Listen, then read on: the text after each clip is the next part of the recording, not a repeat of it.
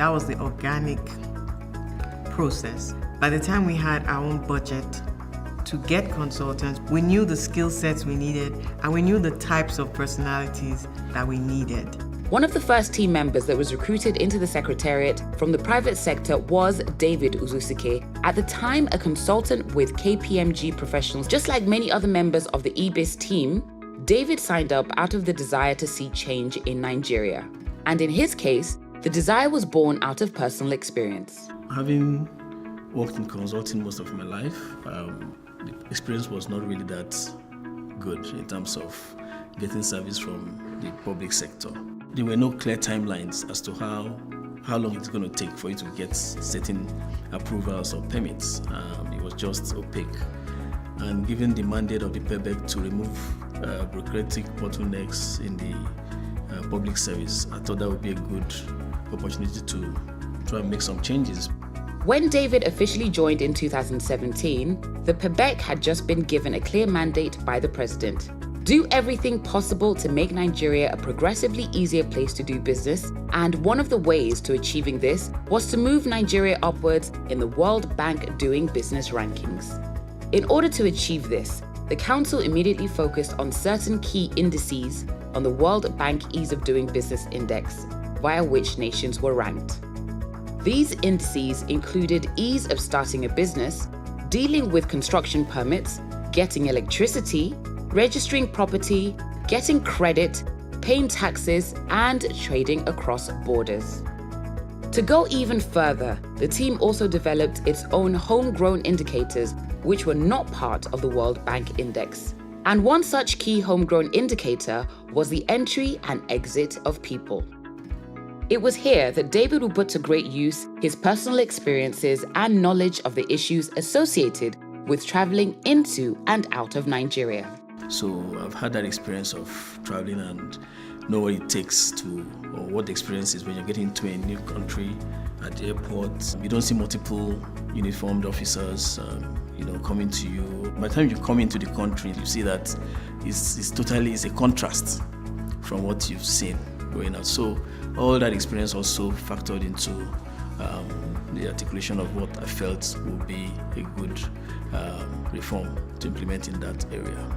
The document that David and the team crafted around the entry and exit of people indicator led to one of the most important reforms that the team has achieved to date: visa on arrival for business people coming into Nigeria. This singular reform has had one of the most significant impacts on business owners across the country, especially those who interface with foreign partners and investors.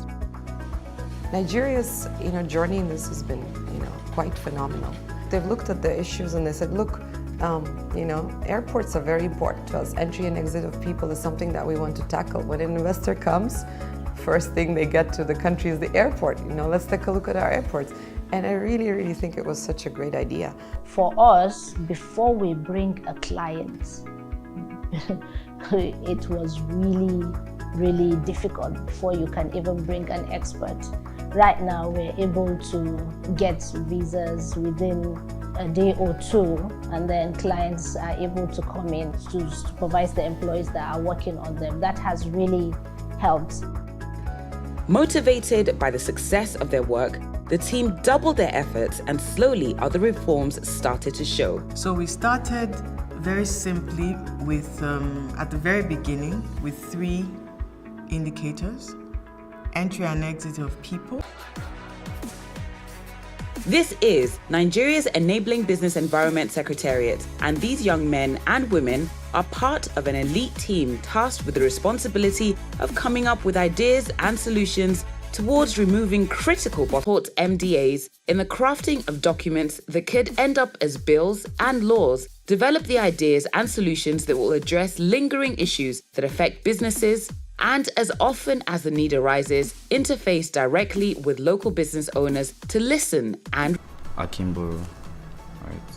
Young Solomon Okut has been with the Secretariat for about a year, 15 months including NYSC. And one of his key responsibilities is responding to the complaints of business owners across the country using the aid of a revolutionary app that was designed to help ordinary citizens interact directly with government agencies whenever they had complaints about services. When someone leaves a complaint, so you go to the report.gov.ng website and then this pops out. It will show you a box where you can select the MDA where you want to leave the complaint to, and then you explain your complaint. Report.gov.ng was one of the first innovations that was introduced by the Secretariat to Nigeria's business climate, and its creation can be traced to a chance encounter that a young tech developer had in 2016. The Vice President was at a program, The Platform. 39 minutes into his speech, he said, "So we want to develop an app, and we're asking, computer programmers and other technology developers to participate in that hackathon so that we can get the best app that can enable the public to complain effectively about government agencies that are supposed to encourage business." To work, I sent my complaint to Pebec, and that very day, they sent me a ticket number, and from there, I started following up on my complaints. If you lodge a complaint today, you should be expecting your report maybe tomorrow or next tomorrow. The response is 100%. After the inauguration of the Presidential Enabling Business Environment Council in 2016, the Enabling Business Environment Secretariat was set up to handle the day-to-day affairs of managing, on behalf of the Council, the reform implementation process towards making Nigeria a progressively easier place to do business. From an initial team of 4, the Secretariat has grown to over 30 Nigerians, each carefully selected based on skill, character, and passion. So the building of the team has been one of the most interesting experiences that I've had in my lifetime. It's been, would I call it, organic. We had a senior level consultant from KPMG. We had a huge amount of support from Deloitte. We had a partner level resource from Banwa Nigodalo. So the first administration saw a lot of support from the private sector, and we really fixed the engine running. That was the organic process. By the time we had our own budget to get consultants, we knew the skill sets we needed, and we knew the types of personalities that we needed. One of the first team members that was recruited into the Secretariat from the private sector was David Uzusike, at the time a consultant with KPMG Professional Services. Just like many other members of the EBIS team, David signed up out of the desire to see change in Nigeria. And in his case, the desire was born out of personal experience. Having worked in consulting most of my life, the experience was not real. There were no clear timelines as to how long it's going to take for you to get certain approvals or permits. It was just opaque. And given the mandate of the Pebec to remove... Just been given a clear mandate by the president. Do everything possible to make Nigeria a progressively easier place to do business, and one of the ways to achieving this was to move Nigeria upwards in the World Bank Doing Business rankings. In order to achieve this, the Council immediately focused on certain key indices on the World Bank Ease of Doing Business Index, via which nations were ranked.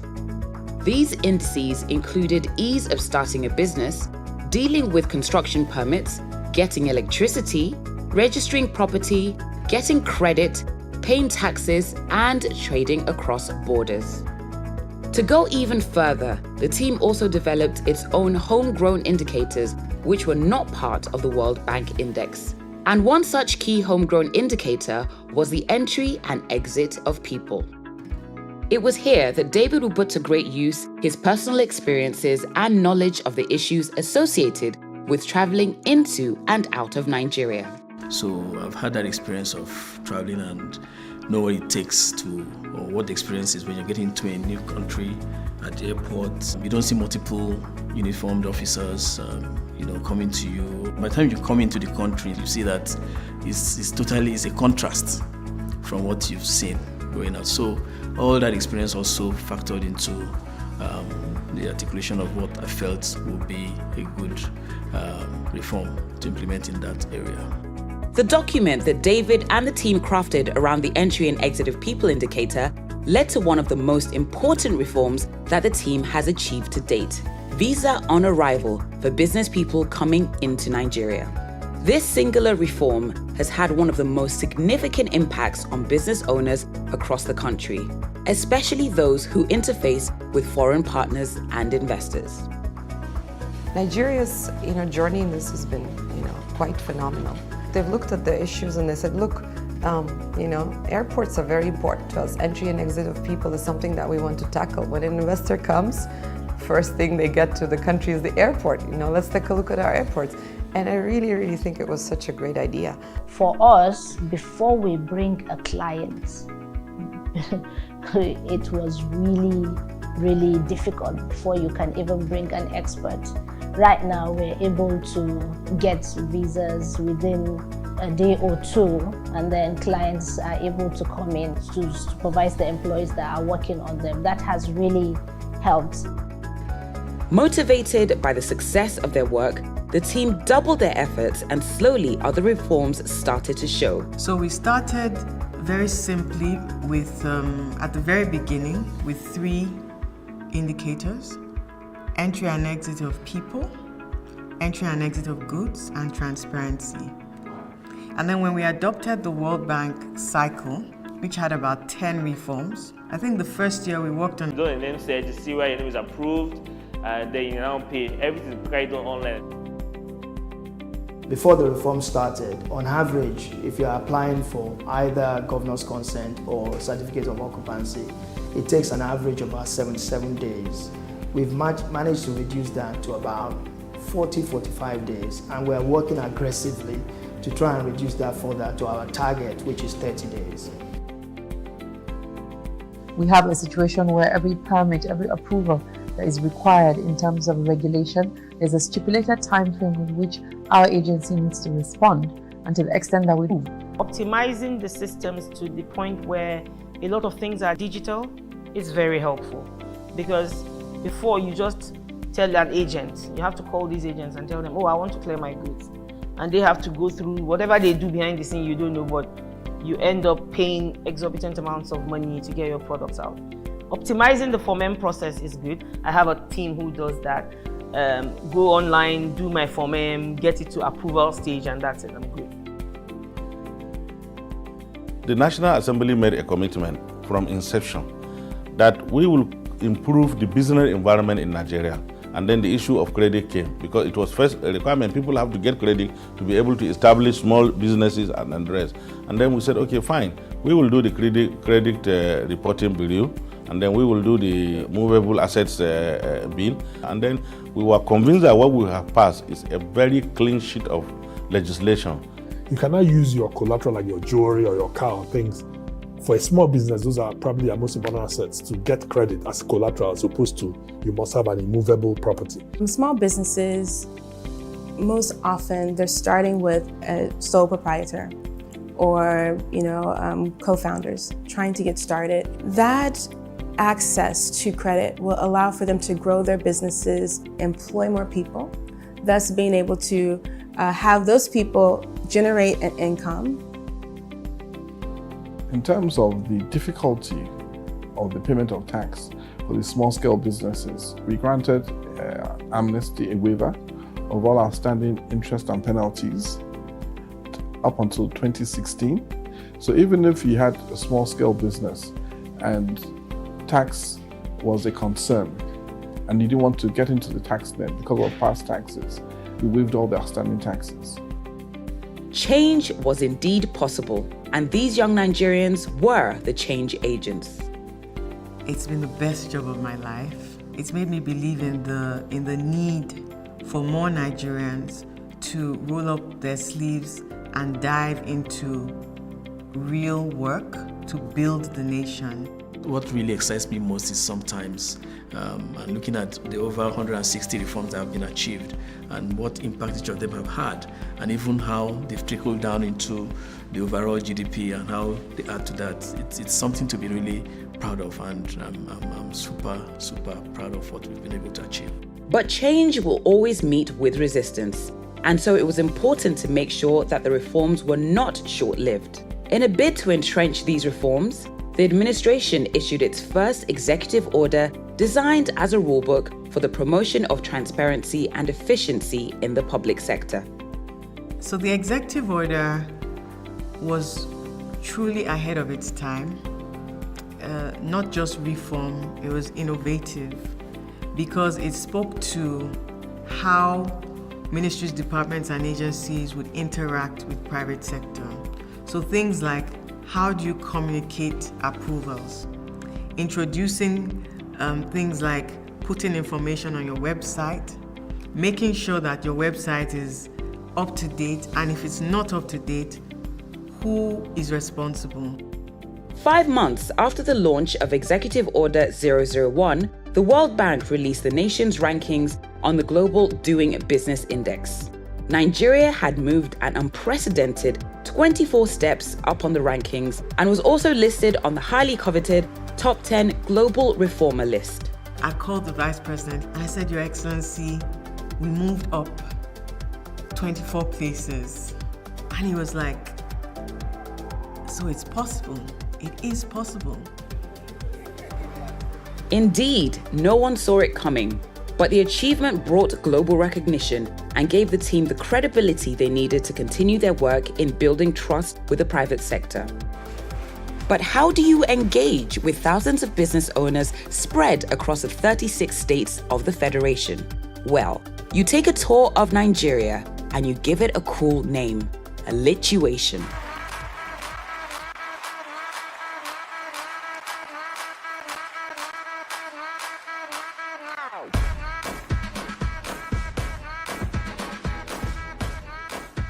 You're welcome to the Business Made Easy Lituation, kicking off of the sub-national tour. We're going to be listening, talking about things that we need to implement and track as we go along. So lituation was going to one state, representing the region, and inviting MSMEs, young MSMEs from across the region. The MSMEs came in and saw a listening team and were very, very frank. They spoke to power very, very candidly. I hear the likes of CAC, Servicom, NAFDAC complain about what they are doing to add lives. I reach these people directly. We don't know these things. We don't follow government because we believe that they are far from us. And without exception, every governor that hosted a lituation put aside their prepared remarks and spoke from the heart. We will take all the narrative coming from the reviews that's coming from all the things we do today, and we'll use it as a yardstick for us to do better. To successfully grow our economy and to successfully industrialize our state, we have to critically look at our ease of doing business. We're ready to implement wholesale reforms required for our respective states to improve our individual and collective business environments. The number one ingredient for making or creating an enabling environment, a very conducive environment for business, is leadership. It's very, very important for the citizens also to do their own part. In an era when governments alone cannot provide all the jobs for its citizens, the least it can do is to provide the necessary enabling environments for our youths to create their own businesses and thrive. In the last 3 years, Lituation has visited 6 states and the Federal Capital Territory and engaged with over 3,000 MSMEs and other stakeholders in a bid to deepen the impact of business reforms. Government is desirous and is working hard to try to see to it that Nigeria becomes the number one industrial destination for foreign direct investment. But reforms without political will cannot achieve much. So while the lituation train travels from state to state, other members of the EBIS team stay back at the Secretariat to continue to do some very important work. Toyin Bashir is a veteran lawyer who practices in one of the nation's top-tier law firms. In 2016, just after the Secretariat commenced operations, she was seconded to the Secretariat and today heads the Secretariat's legal cluster, and their job focuses on implementation of legal reforms, including working with the National Assembly to draft legislative reforms that will have positive impact on doing business in Nigeria.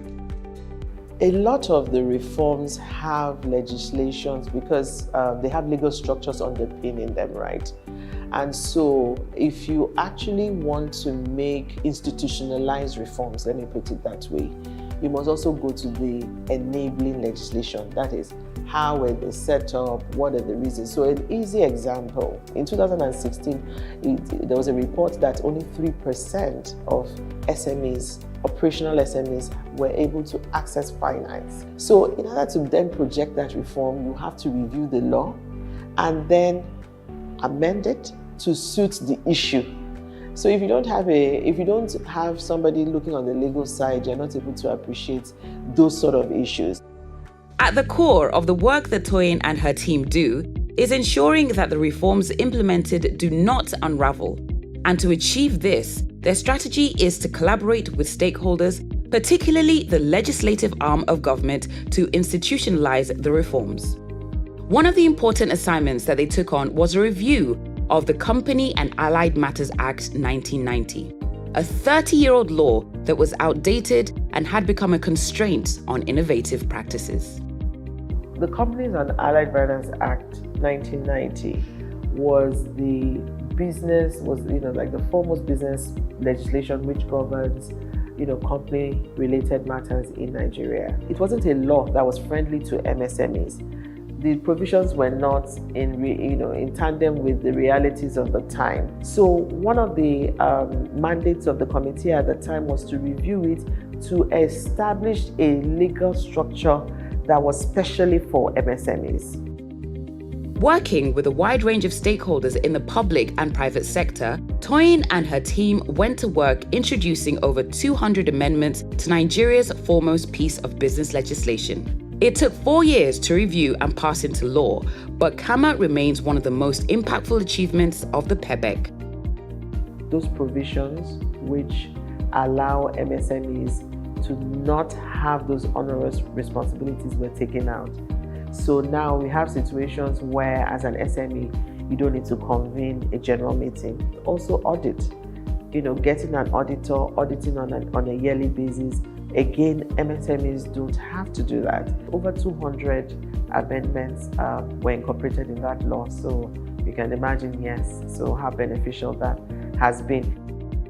Not resting on their laurels, the Pebec Secretariat collaborated with over 40 law firms under the section of business law of the Nigeria Bar Association and other stakeholders from the private sector and the Federal Ministry of Justice to draft another document which seeks to amend different outdated business-related laws using one single legislation tagged an omnibus bill.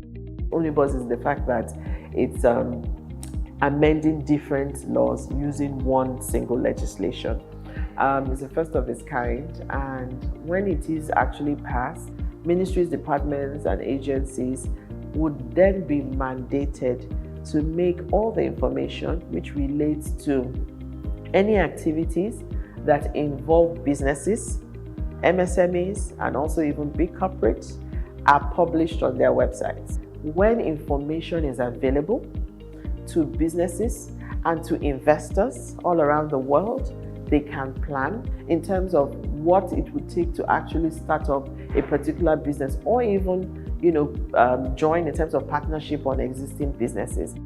Thanks to support from the National Assembly, the bill has been passed by the House of Representatives and passed second reading at the Senate and is well on its way to becoming law. MSMEs are the engine of any economy, and Pebec's interventions are mainly targeted at helping small and medium business owners overcome the challenges that come with doing business in Nigeria. From starting and running a business to sustaining it and even resolving commercial disputes. In a small court in the business city of Kano, a judge presides over a dispute between two business owners.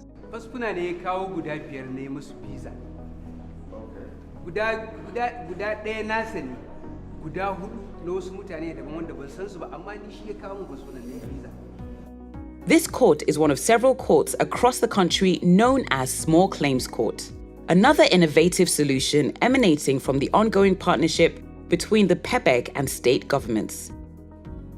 Nigerians know that going to court, it takes time.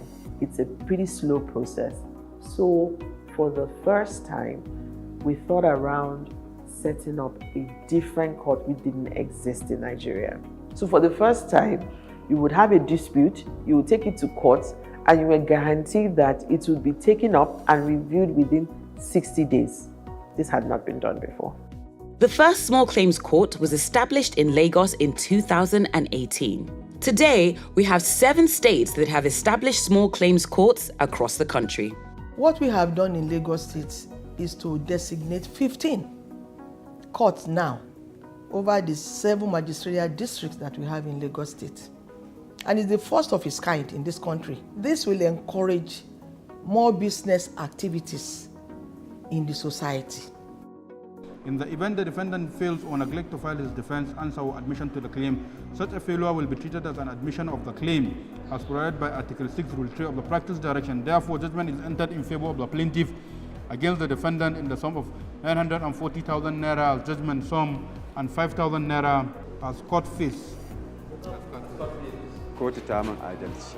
Kotu ta min adalcin da kotu ta min tsawon kwana 44 da uku da shigar da wannan ƙara. Ga shi yau kotu a tsawon wannan lokacin na ɗauka abin zai ɗau lokaci shekara 1 ne ko 2 ana ta wannan shari'a.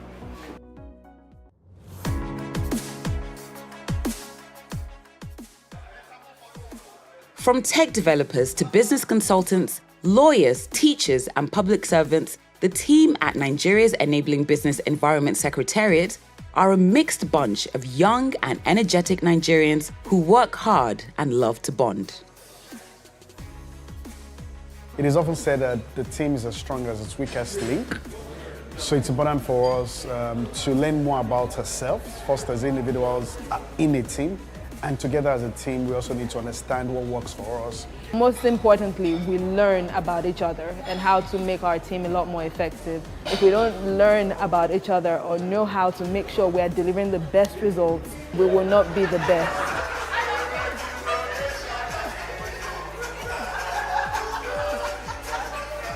Five years after launching out into Nigeria's business space, Pebec Secretariat is proud to be associated with the achievements of the Pebec. But they are not just motivated by the successes of the present, they have a vision of the future. Global analysts have watched in amazement as Nigeria has come a long way over the last 10 years, becoming a textbook example of how an economy can turn itself around. What they have done is nothing short of a miracle. How did they succeed where others had failed? So I wrote this when I was invited to speak on October 1, 2021, to say, what do you see for Nigeria? And so I looked out ahead about a decade, 10, 12 years to 2032. Nigerian entrepreneurs have everything it takes. And once they're enabled, once they have access to credit, once they have the infrastructure, when we enable them to produce, start exporting with AFCFTA, exporting across the continent, exporting globally, I see it.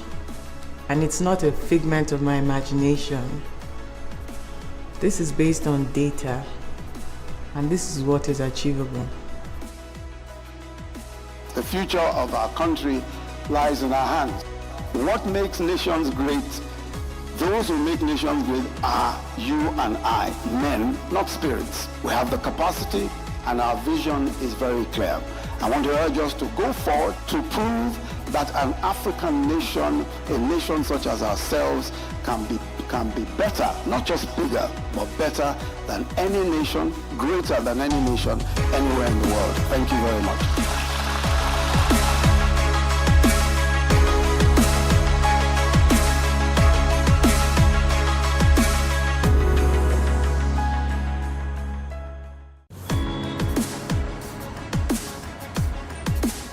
It's Monday morning, and in a boardroom nestled within an office complex in the heart of Nigeria's capital city, Abuja, a team of young Nigerians are getting set for the day's business. This is Nigeria's Enabling Business Environment Secretariat, and these young men and women are part of an elite team tasked with the responsibility of coming up with ideas and solutions towards removing critical bottlenecks to doing business in Nigeria.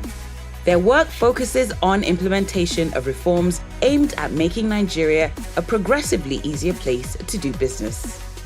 Try to have a detailed plan to make sure that we're able to essentially speak to our demographic, our MSME. Dr. Jumoke Odiwole heads the Secretariat, and together with her team of staff and volunteers, they assist ministries, departments, and agencies, MDAs, to implement the reform agenda of the Presidential Enabling Business Environment Council, Pebec. The team supports MDAs in the crafting of documents that could end up as bills and laws, develop the ideas and solutions that will address lingering issues that affect businesses, and as often as the need arises, interface directly with local business owners to listen and respond to their pain points. What name did you use in lodging the complaint on the portal? Akimboro, right?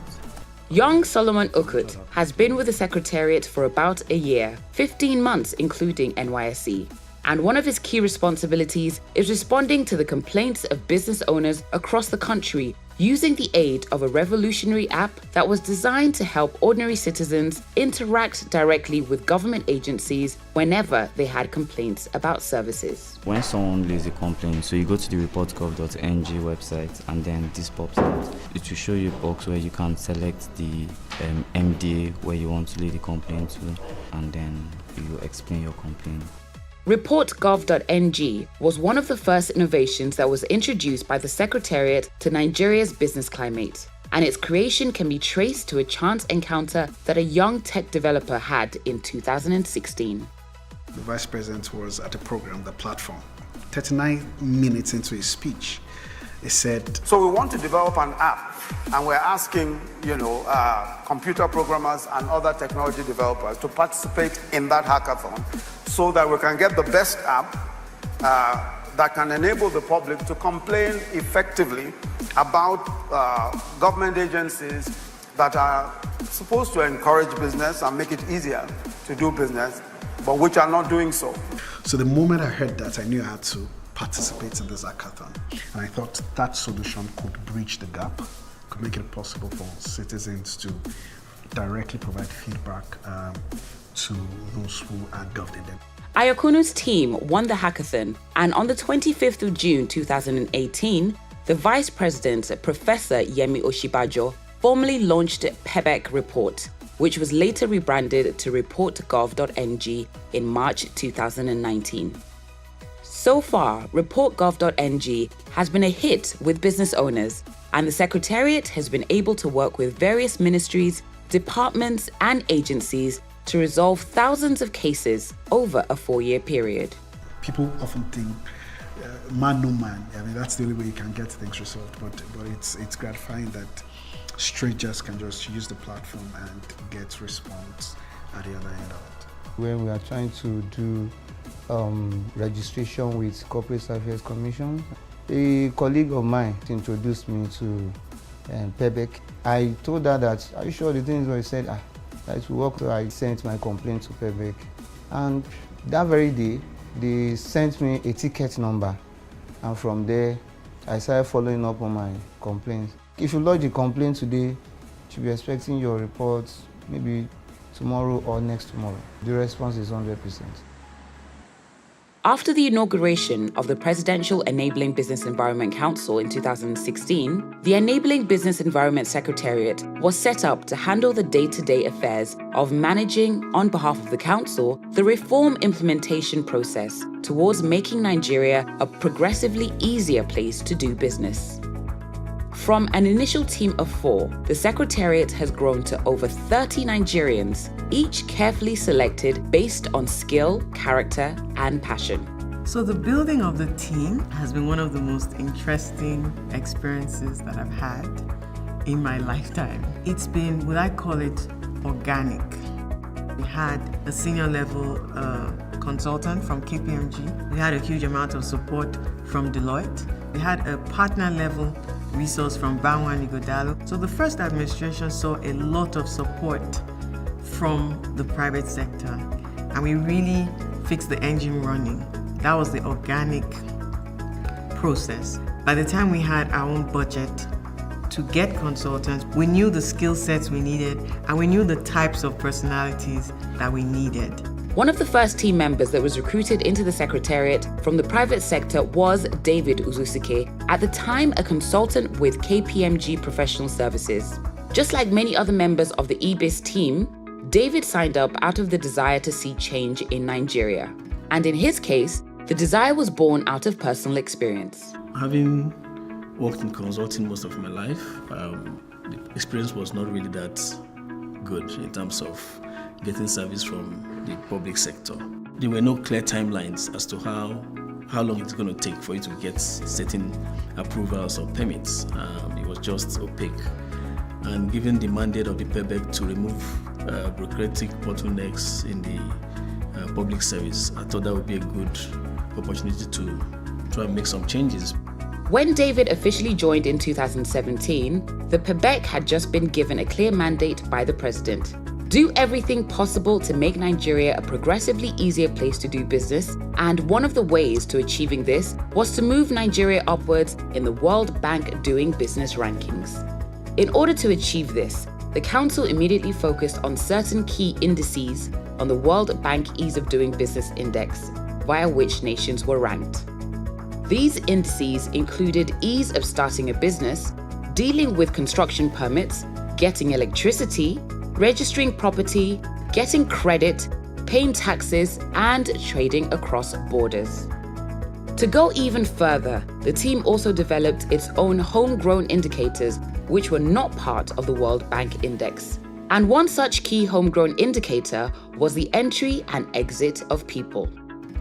It was here that David would put to great use his personal experiences and knowledge of the issues associated with traveling into and out of Nigeria. So I've had that experience of traveling and know what it takes to, or what the experience is when you're getting to a new country at the airport. You don't see multiple uniformed officers, coming to you. By the time you come into the country, you see that it's a contrast from what you've seen going out. So all that experience also factored into the articulation of what I felt would be a good reform to implement in that area.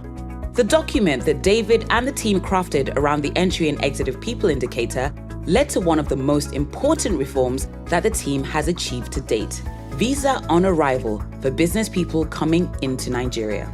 This singular reform has had one of the most significant impacts on business owners across the country, especially those who interface with foreign partners and investors.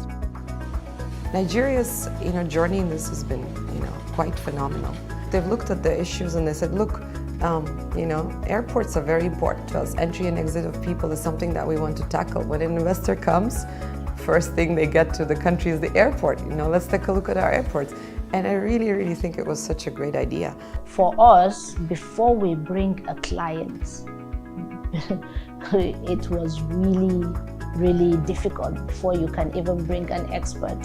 Right now, we're able to get visas within a day or two, and then clients are able to come in to supervise the employees that are working on them. That has really helped. Motivated by the success of their work, the team doubled their efforts, and slowly other reforms started to show. So we started very simply with 3 minutes, we should get finally started. May I crave your indulgence to please kindly put our phones on mute. It's Monday morning, and in a boardroom nestled within an office complex in the heart of Nigeria's capital city, Abuja, a team of young Nigerians are getting set for the day's business.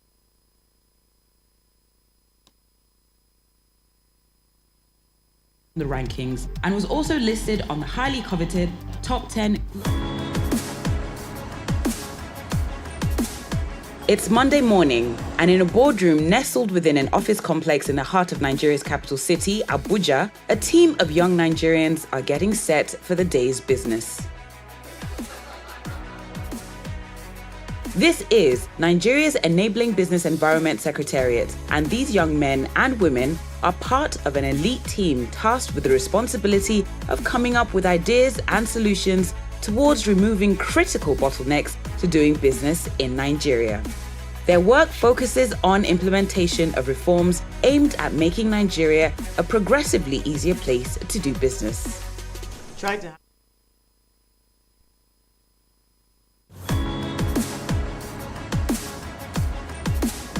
It's Monday morning, and in a boardroom nestled within an office complex in the heart of Nigeria's capital city, Abuja, a team of young Nigerians are getting set for the day's business.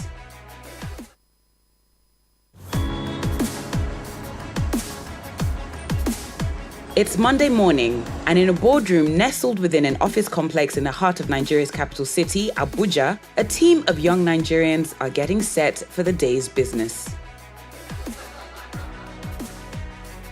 This is Nigeria's Enabling Business Environment Secretariat, and these young men and women are part of an elite team tasked with the responsibility of coming up with ideas and solutions towards removing critical bottlenecks to doing business in Nigeria. Their work focuses on implementation of reforms aimed at making Nigeria a progressively easier place to do business. try to have a detailed plan to make sure that we're able to essentially speak to our demographic, our MSME. Dr. Jumoke Oduwole heads the Secretariat, and together with her team of staff and volunteers, they assist ministries, departments, and agencies, MDAs, to implement the reform agenda of the Presidential Enabling Business Environment Council, Pebec. The team supports MDAs in the crafting of documents that could end up as bills and laws, develop the ideas and solutions that will address lingering issues that affect businesses, and as often as the need arises, interface directly with local business owners to listen and respond to their pain points. What name did you use in lodging the complaint on the portal? Akimboro, right? Young Solomon Okut has been with the Secretariat for about a year, 15 months including NYSC. And one of his key responsibilities is responding to the complaints of business owners across the country using the aid of a revolutionary app that was designed to help ordinary citizens interact directly with government agencies whenever they had complaints about services. When someone leaves a complaint, so you go to the reportgov.ng website and then this pops out. It will show you a box where you can select the MDA where you want to lay the complaint to, and then you explain your complaint.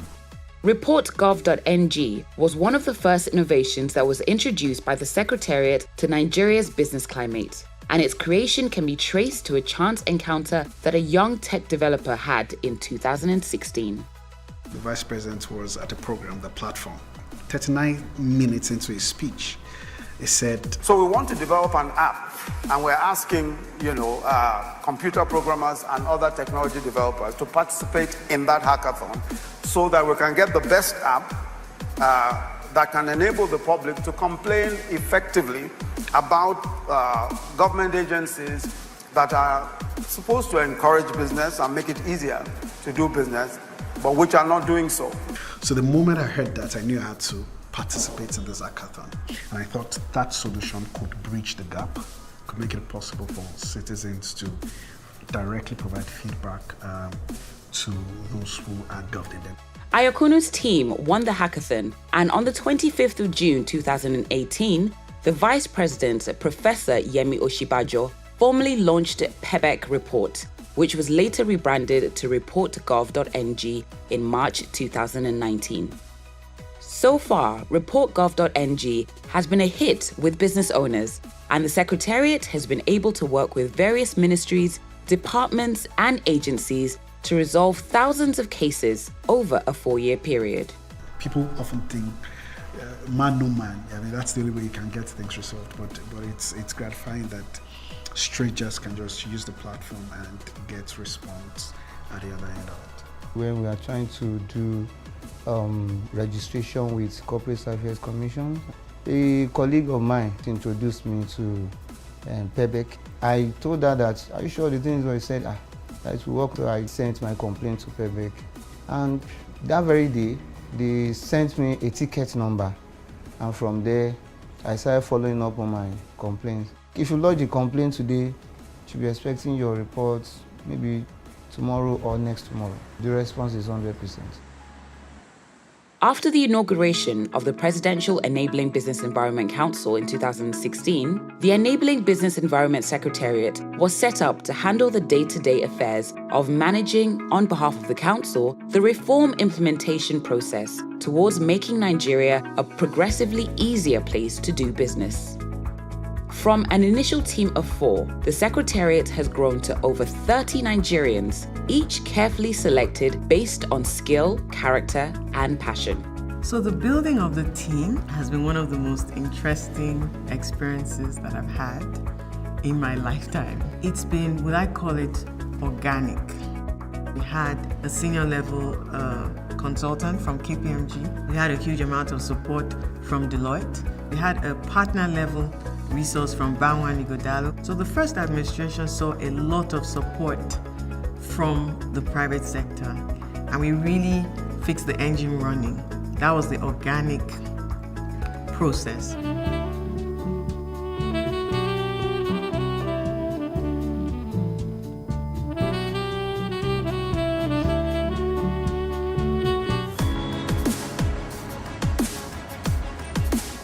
It's Monday morning, and in a boardroom nestled within an office complex in the heart of Nigeria's capital city, Abuja, a team of young Nigerians are getting set for the day's business.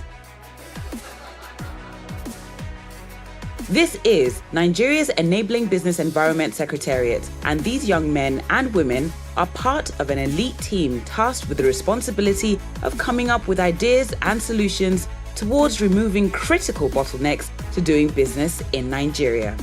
Their work focuses on implementation of reforms aimed at making Nigeria a progressively easier place to do business. Try to have a detailed plan to make sure that we're able to essentially speak to our demographic, our MSME. Dr. Jumoke Odiwole heads the Secretariat, and together with her team of staff and volunteers, they assist ministries, departments, and agencies, MDAs, to implement the reform agenda of the Presidential Enabling Business Environment.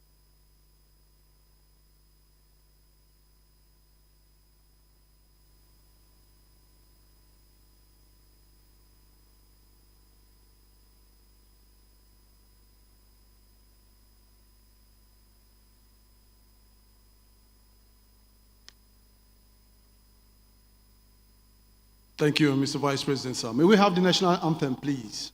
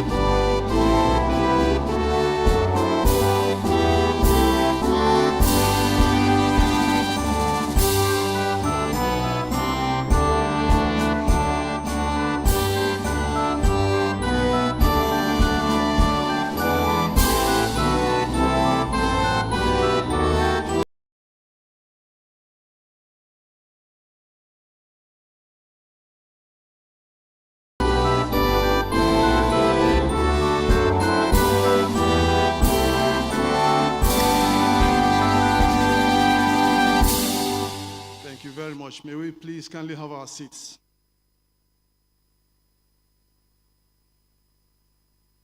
Just last Monday, he was in Katsina State to represent Mr. President at the Northwest Security Summit. Same day, he left for Kano, and for 3 days, he mourned the death of his mother-in-law. On Wednesday, he came back to Abuja. Just yesterday again, for straight 5 hours, this noble leader and gentleman chaired the 142nd National Economic Council. And this morning again, in a rare show of real camaraderie and in the spirit of ensuring that the renewed hope agenda of President Bola Ahmed Tinubu is sustained and delivered to the letter, he is again present here with us. Your Excellencies, distinguished ladies and gentlemen, please a round of applause and welcome the Vice President of the Federal Republic of Nigeria, distinguished Senator Kashim Shettima, GCON. Your Excellency, Mr. Vice President, you're most welcome, sir.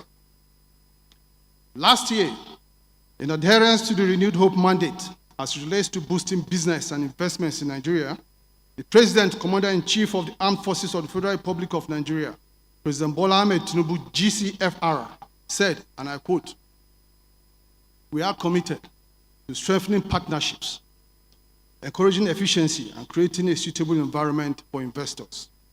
We're already working hard on security.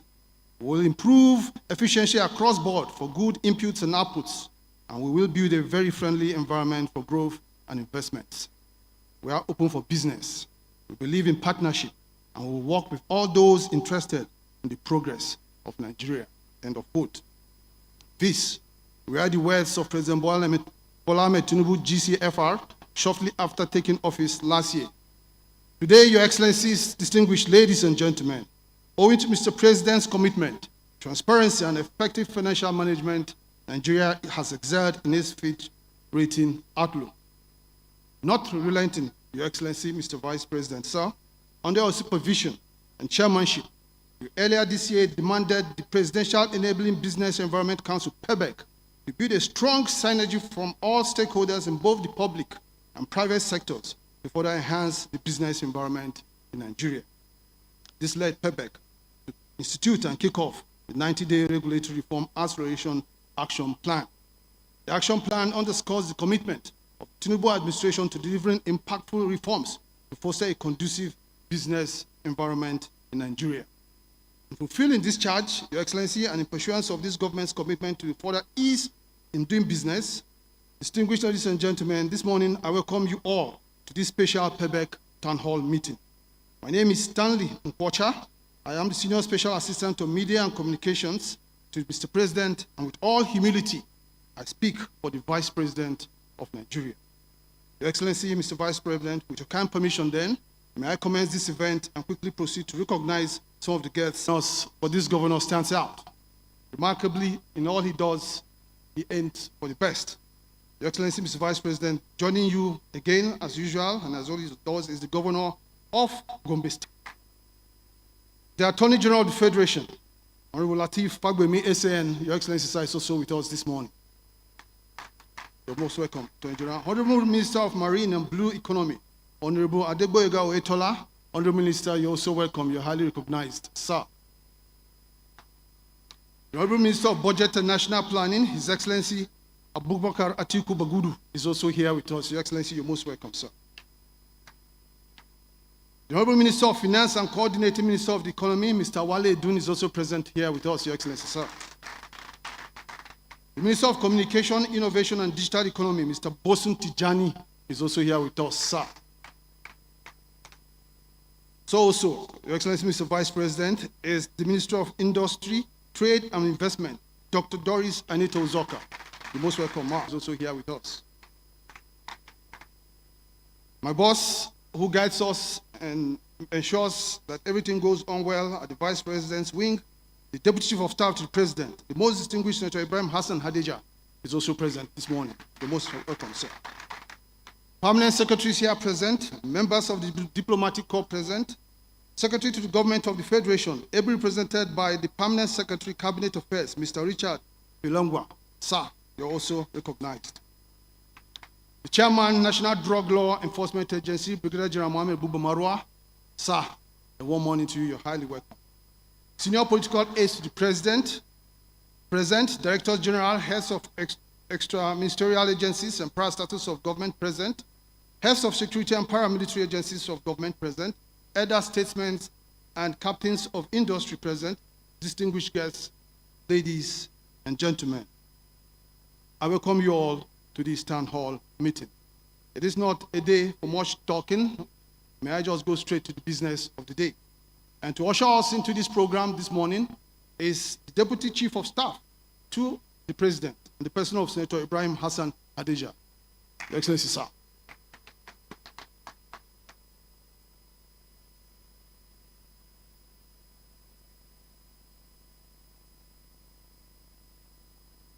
Thank you very much, Stanley.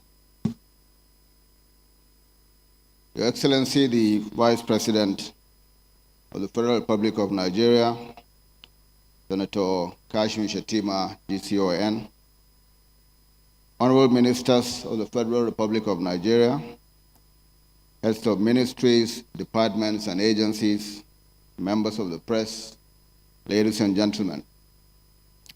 It is my pleasure to welcome you to the inaugural Pebec Townhall meeting hosted by His Excellency and Chair of the Presidential Enabling Business Environment Council, His Excellency Senator Kashim Shettima. Pebec was established in July 2016 by the federal government to oversee Nigeria's business environment intervention, and is a top priority of President Bola Ahmed Tinubu in line with the 8-point renewed hope agenda of this administration. The third cohort of the council was inaugurated on November 16, 2023, with 24 members from all arms and levels of government. The Pebec Secretariat is responsible for the implementation of the Pebec mandate by working closely with all arms and levels of government, and has implemented over 180 verifiable business climate reforms since inception through the collaborative efforts of all stakeholders.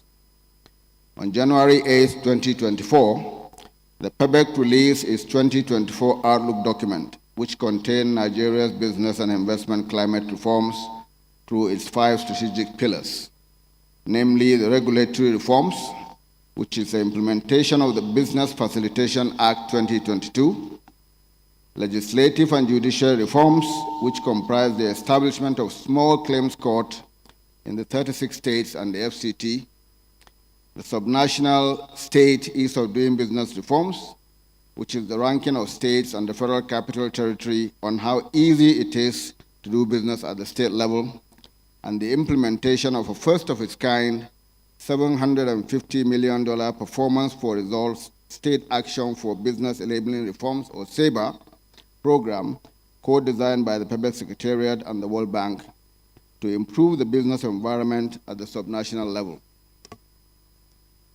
We also have strategic communications, which is a dissemination of information about the mandate and reforms, ensuring widespread awareness and comprehension among businesses and key stakeholders.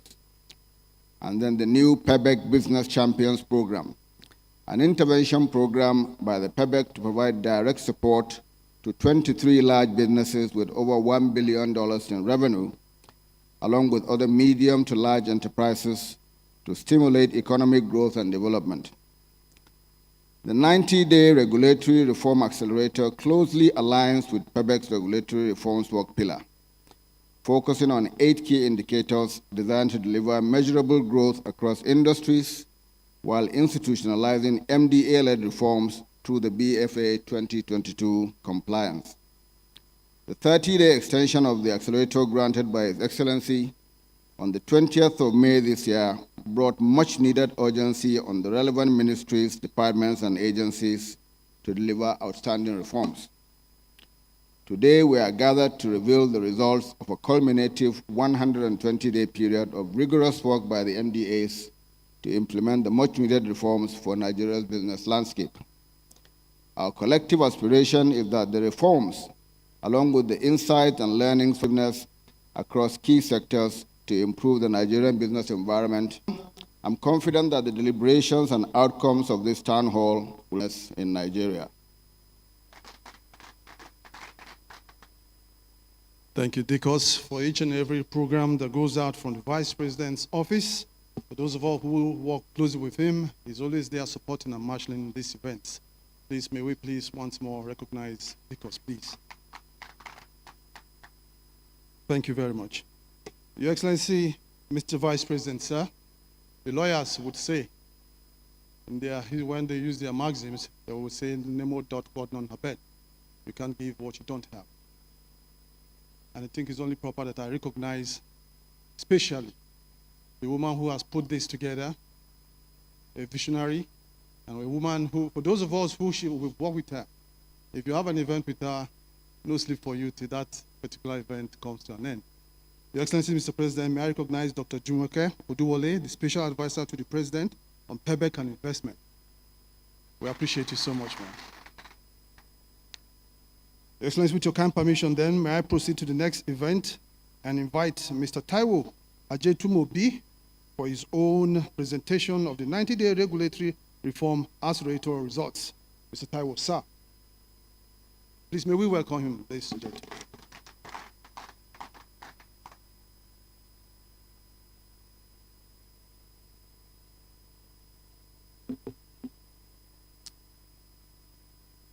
Good morning, Your Excellency.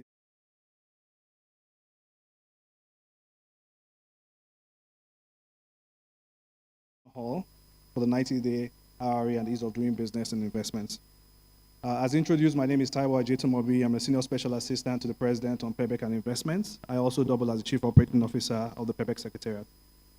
So I will run us through a few slides that will sort of highlight the result of the work done so far. Next slide, please.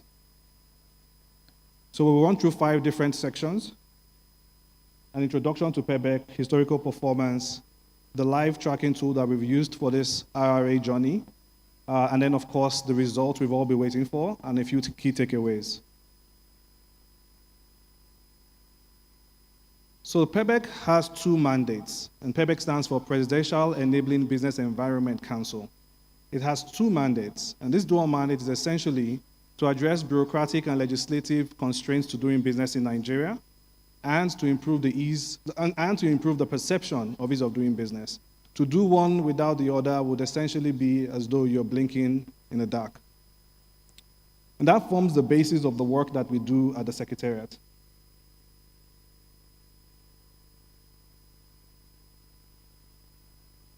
Next slide, please. I think we're having some technical difficulty. Next.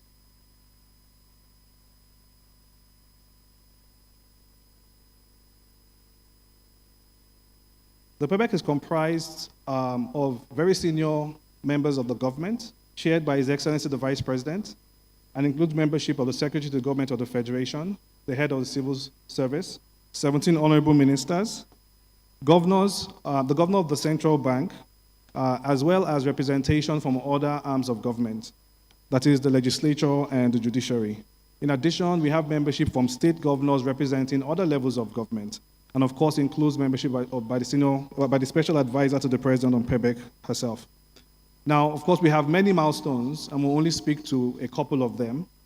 Pebec was inaugurated in 2016, and since then, we've successfully implemented over 180 verifiable business climate reforms.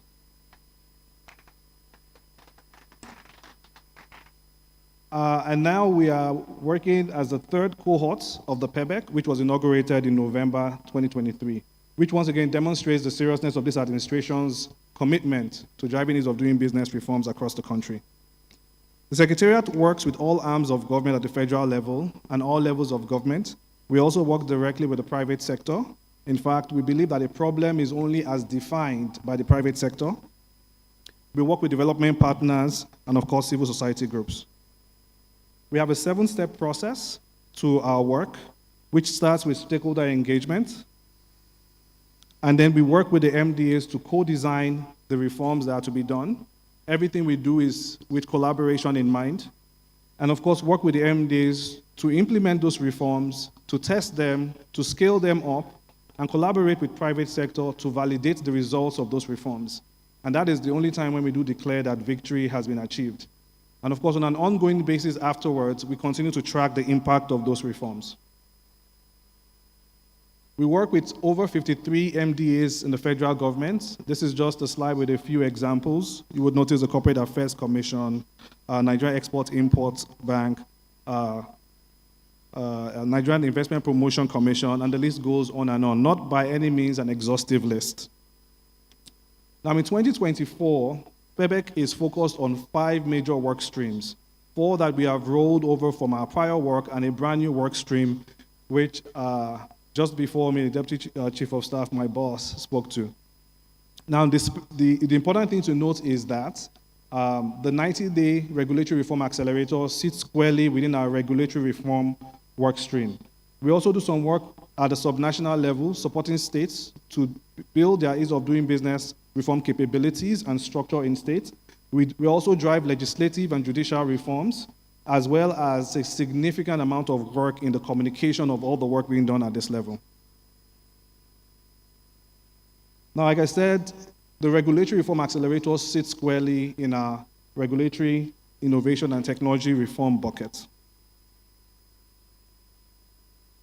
Now, perhaps we should level set by looking at previous performance of a similar accelerator, just to say that to help generate an appreciation for what we have achieved here. The first reform accelerator was implemented all the way back in 2017, and as you can see, that resulted in pretty significant results, over 80% in performance. Some mixed results in the year following that, but we're very happy to announce that this reform accelerator has yielded the highest success level of all reform accelerators till date. 9 of 36 MDAs achieved 100% of their work. 21 MDAs achieved 80% of their work. That's more than half of the cohorts delivering on almost every single activity that they were supposed to. And about 30 MDAs achieved more than 50%. I think by any measure, this has been a great performance by this cohort of MDAs. Well done.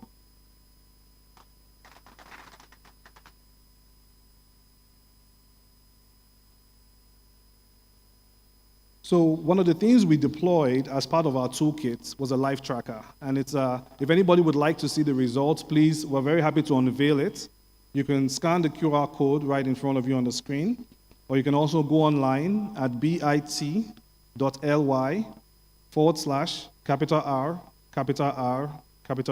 tracker. So bit.ly/R, tracker. And there's quite a story to tell behind this tracker. So I'll just leave it up for another 5 seconds before we move forward.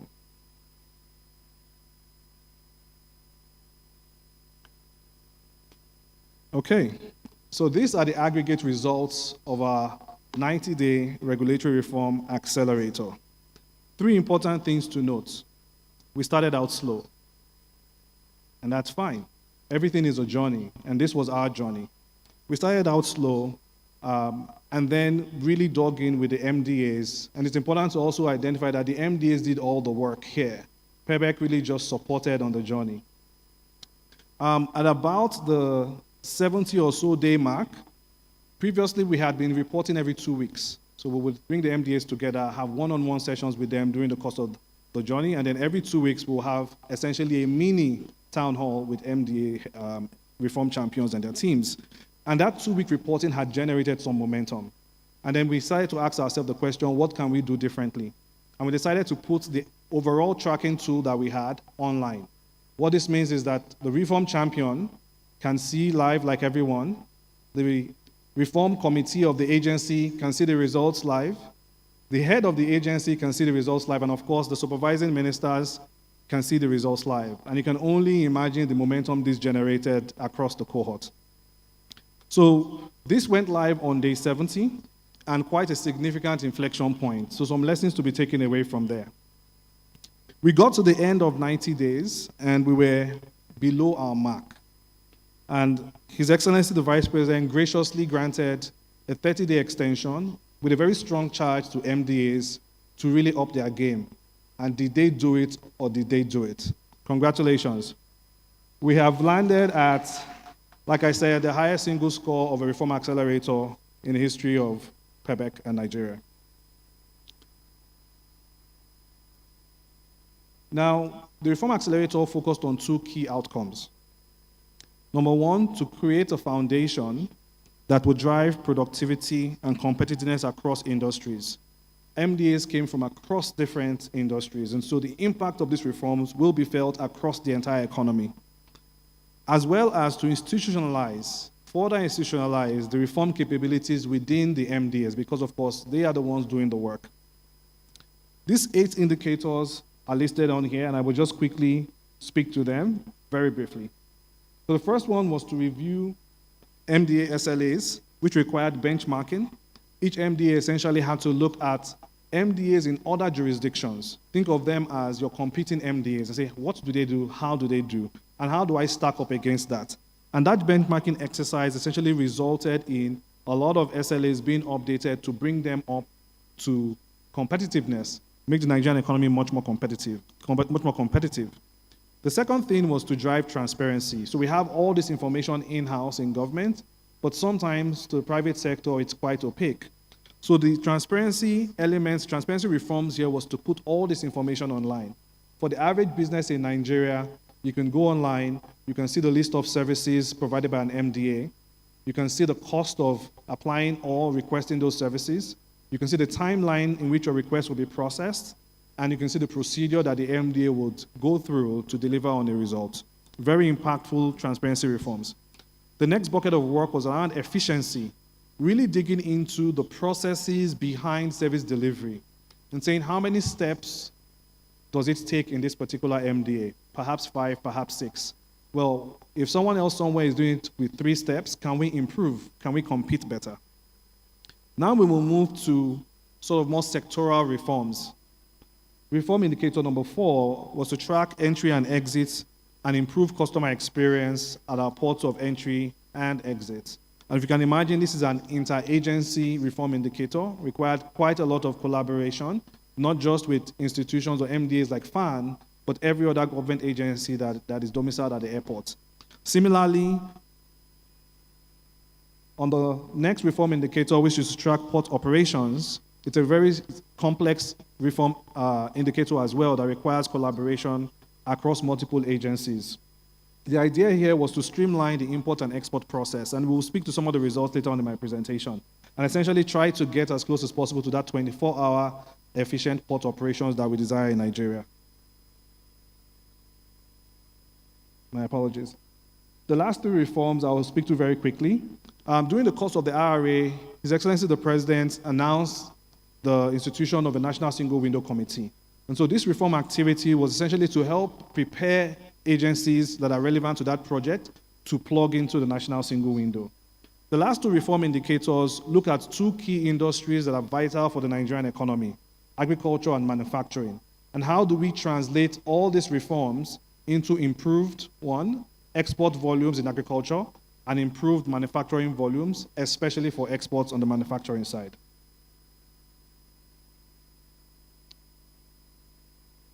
Now I'll speak to the detailed performance. What you will see here is the equivalent of what we have on the live tracker. This particular data set will sit in the MDA performance ranking tab, and we'll start from the bottom. 4 of 36 MDAs achieved below 25% of activities. I think the message here is we're here to help. It's the beginning of a journey. Please do not be disheartened. Of course, it's important to name names. So as you can see on the screen, it's the Nigerian Immigration Service, Special Control Unit Against Money Laundering at EFCC, Pension Commission, and the Bureau of Public Procurement. I should also highlight that a week or 2 ago, the head of BPP was changed, so we are hoping for renewed vigor behind ease of doing business reforms at BPP. It's a very important institution. The next category are agencies that scored between 25 to 50%. So showing some promise, showing that with a lot more effort, we can still move forward, we can get work done. The National Collateral Registry and the Bank of Industry. A bit concerning that these are 2 vital institutions in the financial services world. But like I've said earlier, it is a journey. We are in active engagements with the teams. They've worked very hard, and so we just have to double click and see how do we move past the bottlenecks. Now we start to get into sort of higher performing agencies. Those that perform between 50 to 75%. But 9 agencies achieved this. So different levels of success, of course, A lot of the work that was done here was around transparency, taking all the services provided by the agencies, putting them online, not just on their website, on their channels as well, social media channels, and some work around efficiency reforms, streamlining their processes internally. Now, 10 of 36 MDAs performed above 75%. I think this is quite commendable, considering where we were at the end of 90 days. A lot of these agencies really doubled down and stepped up. For instance, at FIRS, significant work was done around benchmarking FIRS services against other tax agencies in other jurisdictions. NCDMB, which manages local content in the oil and gas industry, also did quite significant work in that space as well. And of course, the list is there: Nigeria Investment Promotion Council, NERC, and on. Because I'm pressed for time, I will move quickly to the grand finale, the agencies that scored at the highest level of performance across a cohort of 36. I think every single one of these agencies deserves a very loud and very vigorous round of applause.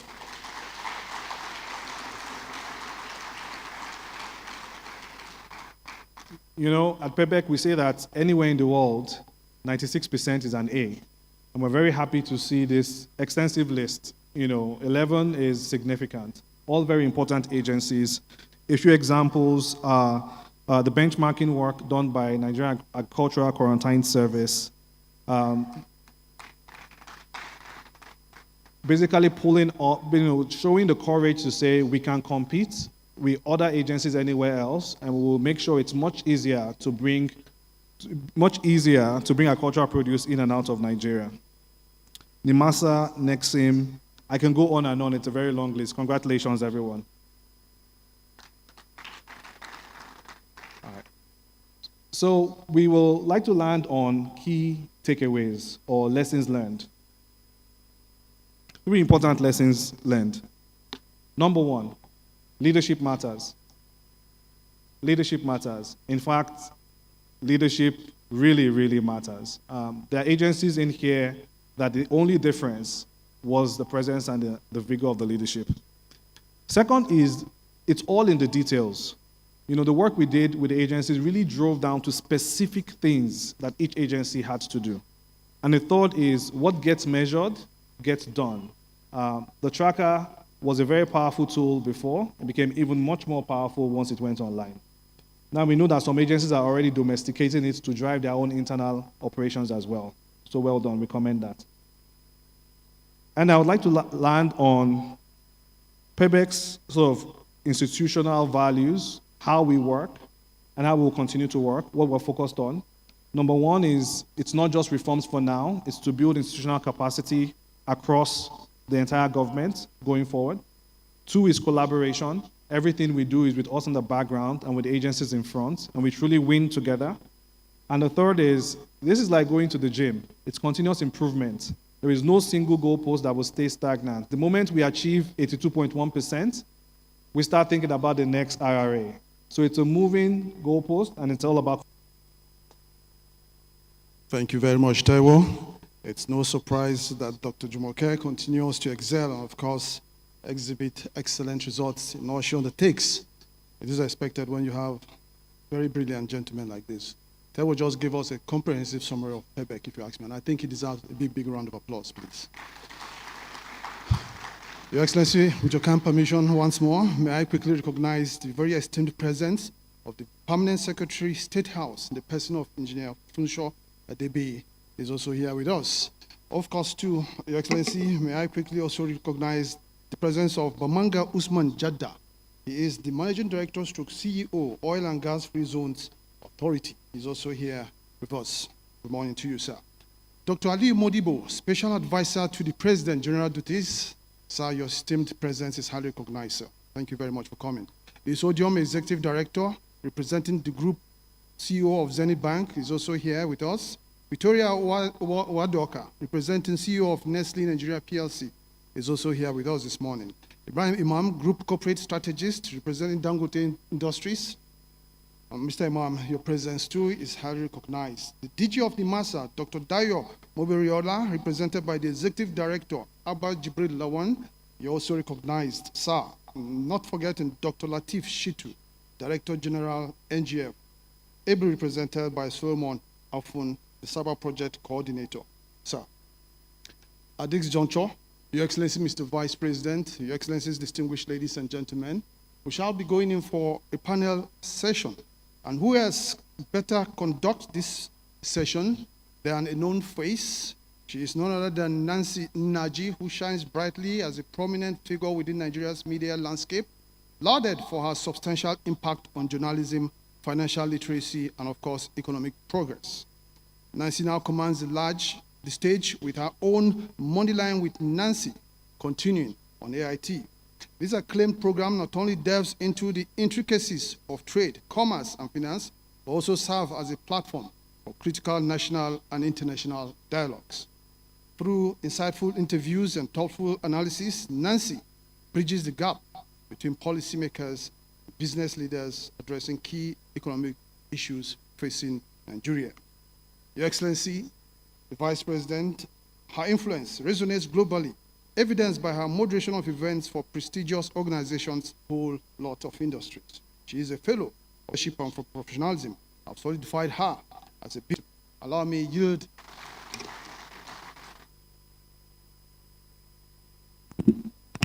Your Excellency, the Vice President, governors here present, ministers, distinguished ladies and gentlemen, just before we go into the panel session, let's quickly take a video clip, a media clip that is just like a minute or two, then we go into it.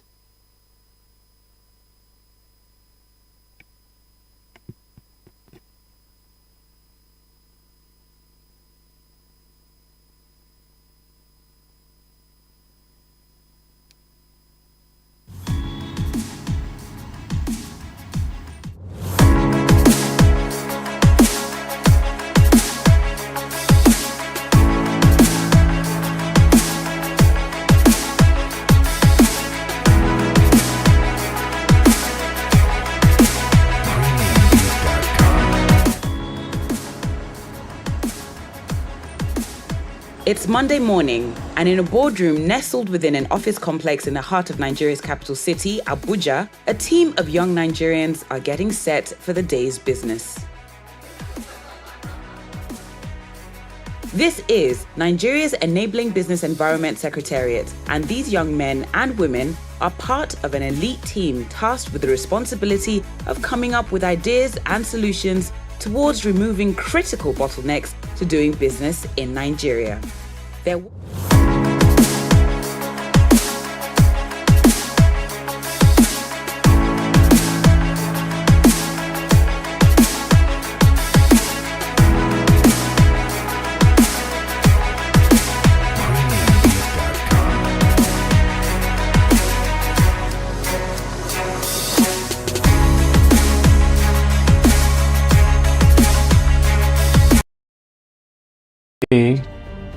We are going to have more rounds of discussions where we get feedback directly from the field on the challenges the officers have with the implementation of trade facilitation efforts.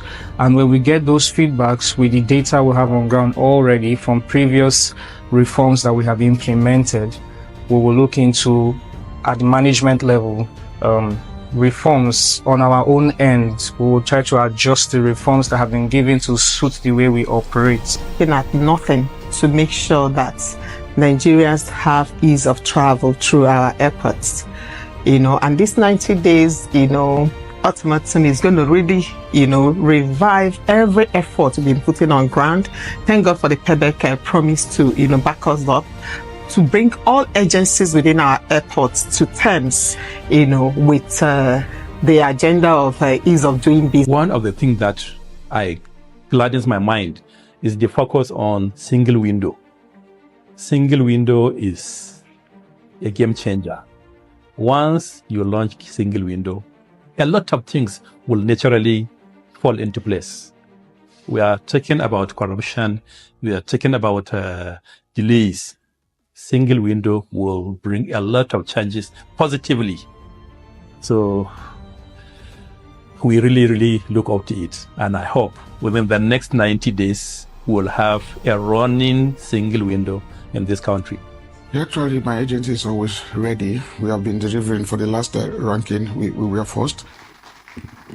Thank you very much. Your Excellency, the Vice President, Senator Kashim, Shettima, GCON, governors, ministers, distinguished ladies and gentlemen. Just before I bring in the panelists on stage, I just want to lay some ground rules while this panel session is indeed very significant. This panel will include representatives from 6 MDAs that have successfully completed 100% of their reforms during the 120-day Regulatory Reform Accelerator Action Plan. This discussion that we'll be embarking on in a few minutes will explore the factors behind their success, emphasizing their unique strategies, internal organization, and the role of supportive leadership like Mr. Taiwo mentioned earlier. Panelists will share the significant reforms they implemented, the challenges they encountered also, and the impact on these reforms on service delivery, and of course the Nigerian economy, which I discuss every day. The discussion will also highlight the collaborative efforts, very significantly with the Pebec team, lessons learned from the reform process, and suggestions for enhancing future initiatives. So without much ado, let me quickly introduce my panelists. The first panelist is Dr. Deme Akpan. He's a reform champion. He's from the Nigeria Tuti, who is also a reform champion from the Nigerian Maritime Administration and Safety Agency, NIMASA. Our third panelist from the Nigerian Securities and Exchange. Okay.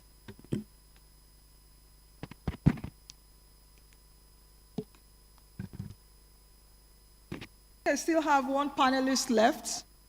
Started with Dr. Deme Akpan. Of course. I would like to know what factors contributed to your MDA's success as a team, I was told, and how pivotal this team, the collaboration, how important was it in your team's success? So over to you. Thank you so much. I would like to say that as an agency, we were focused in ensuring that we maintained our vision, which is to be the lead regulatory agency in Nigeria and also the first line of defense. Because we had this vision, and our vision was in line with the leadership of the organization, it was easy for us to pull through because we had a vision and we had a goal. And even beyond the 120 days RRA, we were certain that even after the 90 days RRA, we're going to go beyond this to maintain this standard in our service delivery. So as a team, we had a very strong team, which was made up of young, diverse, young people, strong, from different expertise.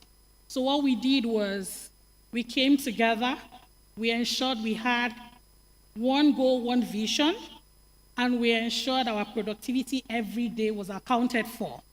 We also celebrated our small successes, even when we were still down the chart. We didn't give up. We still kept on the spirit. We knew that we had where we were going to, and it was important as an agency to still put our face and our eyes on the goal. Okay. Okay, I'll come back to you later. I did say I was missing someone on the panel, so let me call Mr. Tebo Esuga, who is from the Nigerian Ports Authority. Please approach the stage. Thank you. All right, the second question would be for NIMASA. And the question would really be anchored around how did having a supportive leadership impact the quality and efficiency of your MDA's reform implementation, if we reflect on the RRA journey? Thank you very much, ma'am. We're proud of our leadership in the Nigerian Maritime Administration and Safety Agency. When we started the RIA, they gave us direct organization momentum. At first, we started not too strong, but when they got involved, we give them regular update. In achieving that, we drew out a priority list on the reforms, and we arranged a chain at which we'll be able to address them, having in mind the target end day of the RIA. They gave us also expedite approval in terms of the sign-up. Once we're able to engage with the Secretariat, we come up with the responses and the solutions that are quite required. They actually gave us a good support, having in the back of our mind the main purpose of what we intend to achieve at the end of the RIA. For example, in the marine industry, the target we want to attain is to make the blue economy flourish. So most of the reforms that were put in place gave us a platform to keep the BFA on a foundation that will enable that blue economy journey to flourish. Okay. Let me move over to Nexim. And one important thing also that I noticed is that Nexim was in the top 5 MDAs every week of the RRA. And in fact, was in the top 3 for 90 of the 120 days. How did you achieve this? And how did Nexim organize its RRA team internally to ensure consistent performance and delivery of the RRA? Okay, thank you very much.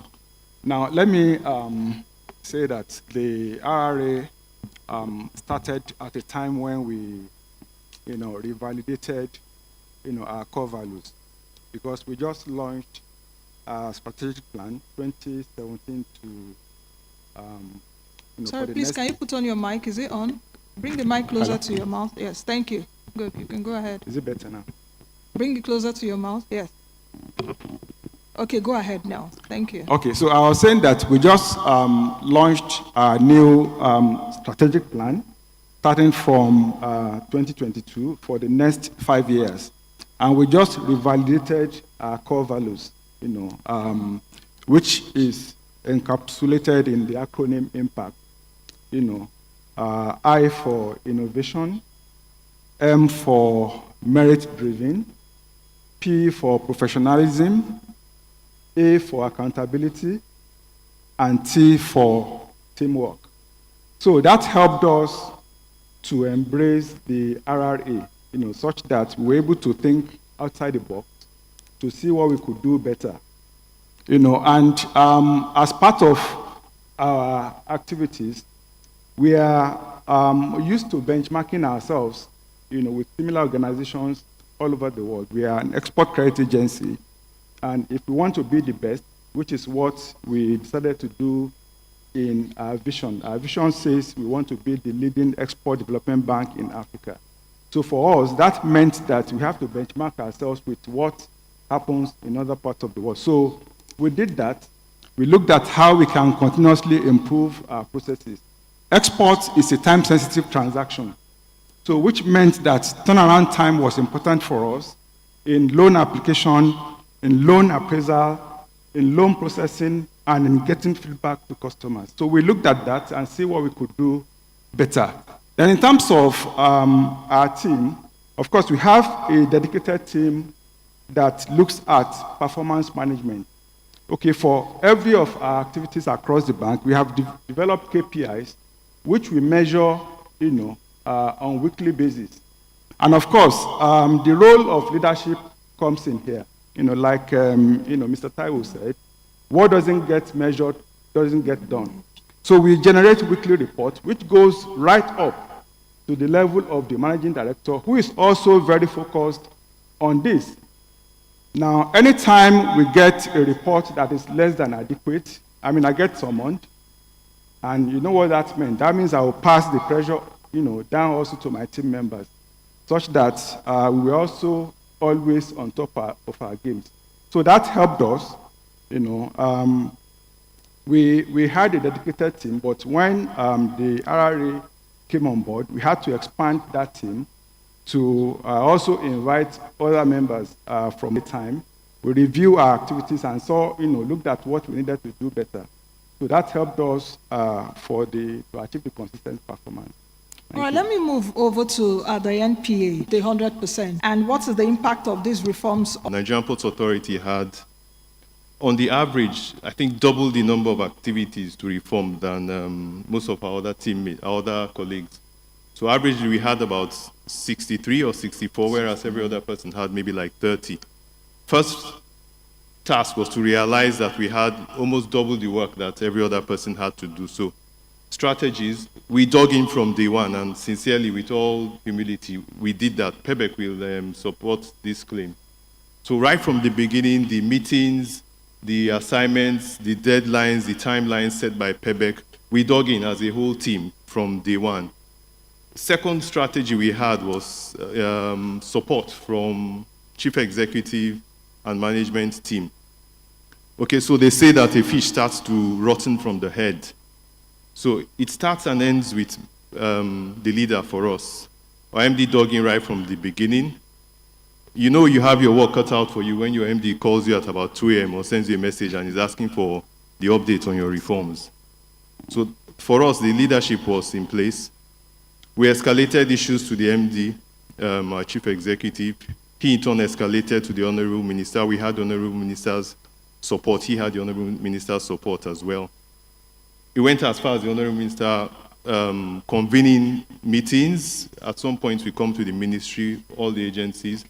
So we had real support from leadership. That was very key. That assisted us as well. We were consistent, we were dedicated, we were dogged. Reform is not an easy thing anywhere in the world because it's always met with resistance. The laws of physics tell you that there is resistance from an object to want to continue where it is, in simple terms. So there had to be doggedness, there had to be stubbornness. We quarreled once in a while, even with Pebec. There are times we are more or less in a boxing ring, but now we're happy everybody is embracing each other. So doggedness, the determination to succeed. We set internal targets as well. Where Pebec will tell us do something in 3 days, we'll cut it down to 1 day or day and a half. So internal targets helped us as well. And mostly, again, to be honest, the figures are fantastic. But like we discovered in the Ports Authority, the real reform starts from the head. So it's the reform in the mind that is the most important thing. There has to be that passion. You have to really want to see the change. And there just has to be that undying desire to see that things improve in the way you do business. Thank you. Thank you very much. The next question is for NCS. And Controller, over to you. By day 90, your overall score was 97%. And after the extension by the Vice President, your agency got to 100%. How did that happen? And can you describe for me specific steps that the NCS took after day 90 to accelerate that success? And what was the role of leadership in achieving this? Thank you, Madam. Nigerian Customs is lead agency in trade facilitation globally. And Nigerian Customs is an active player in the WCO, that is World Customs Organization. So, yes, at the end of the 90 days, we realized our score was just 9.7, not up to 10%. And we felt it is a big challenge because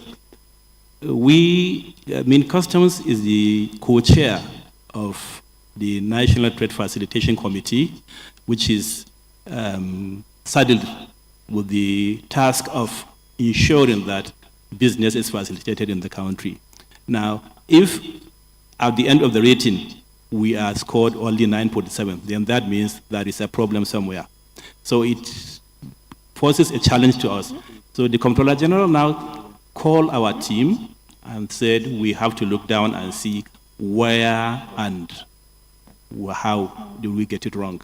Because most of our operations, almost 97 are automated. So why do we fail? Where are we likely to fail?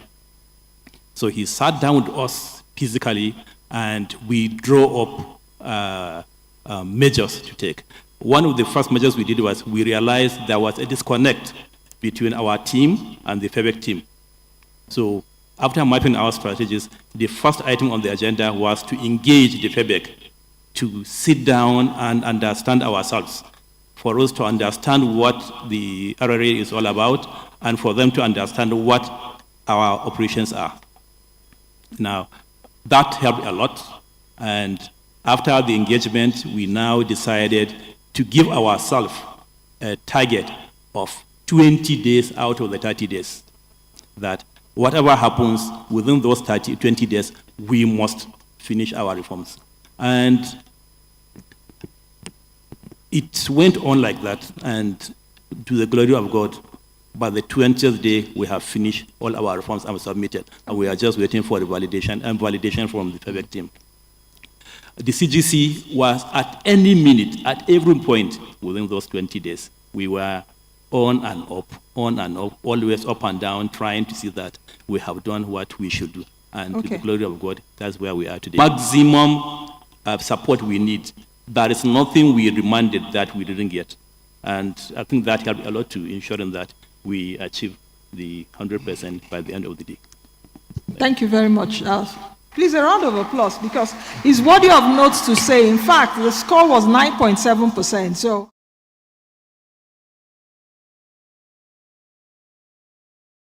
to 100%. But now the next question is very more to regulate the market. The second one is to it's excellent service delivery, customer service, efficiencies, and all the processes around that. And most important driver to success for us, it was the new DG. Leadership, I think it was mentioned when the results were being delivered. It's a critical success factor in trying to bring about reforms. For us, that is 100% why this happened. You can talk to the team at the back, you can talk to my team in strategy. The new DG called everybody, called the HODs and myself and say, guys, you got to get cracking. And we did got cracking. So it was primarily a renewed focus on service delivery, a renewed focus on the vision and the promise that the capital market holds. And the DG believing that and driving that from inception to say, you know what, we occupy a pivotal role in the economy to not only try to be an enabler to source and facilitate long-term capital to priority sectors in the economy, but also to really make the capital market that anchor to which we can really drive the growth of this economy. So to answer your question directly, is the DG, myself and the team, rallying around the DG to look at the processes that we have and to really focus on turnaround times, because that has been one of the key, so that is a key concern for the DG, and it falls squarely into the work we do. So again,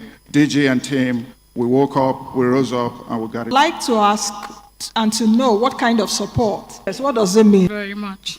So I would like to say that from the got along, we had a one-on-one interface, which actually helped us with our reforms, especially when we needed them to explain more about the reforms so that we could get better understanding.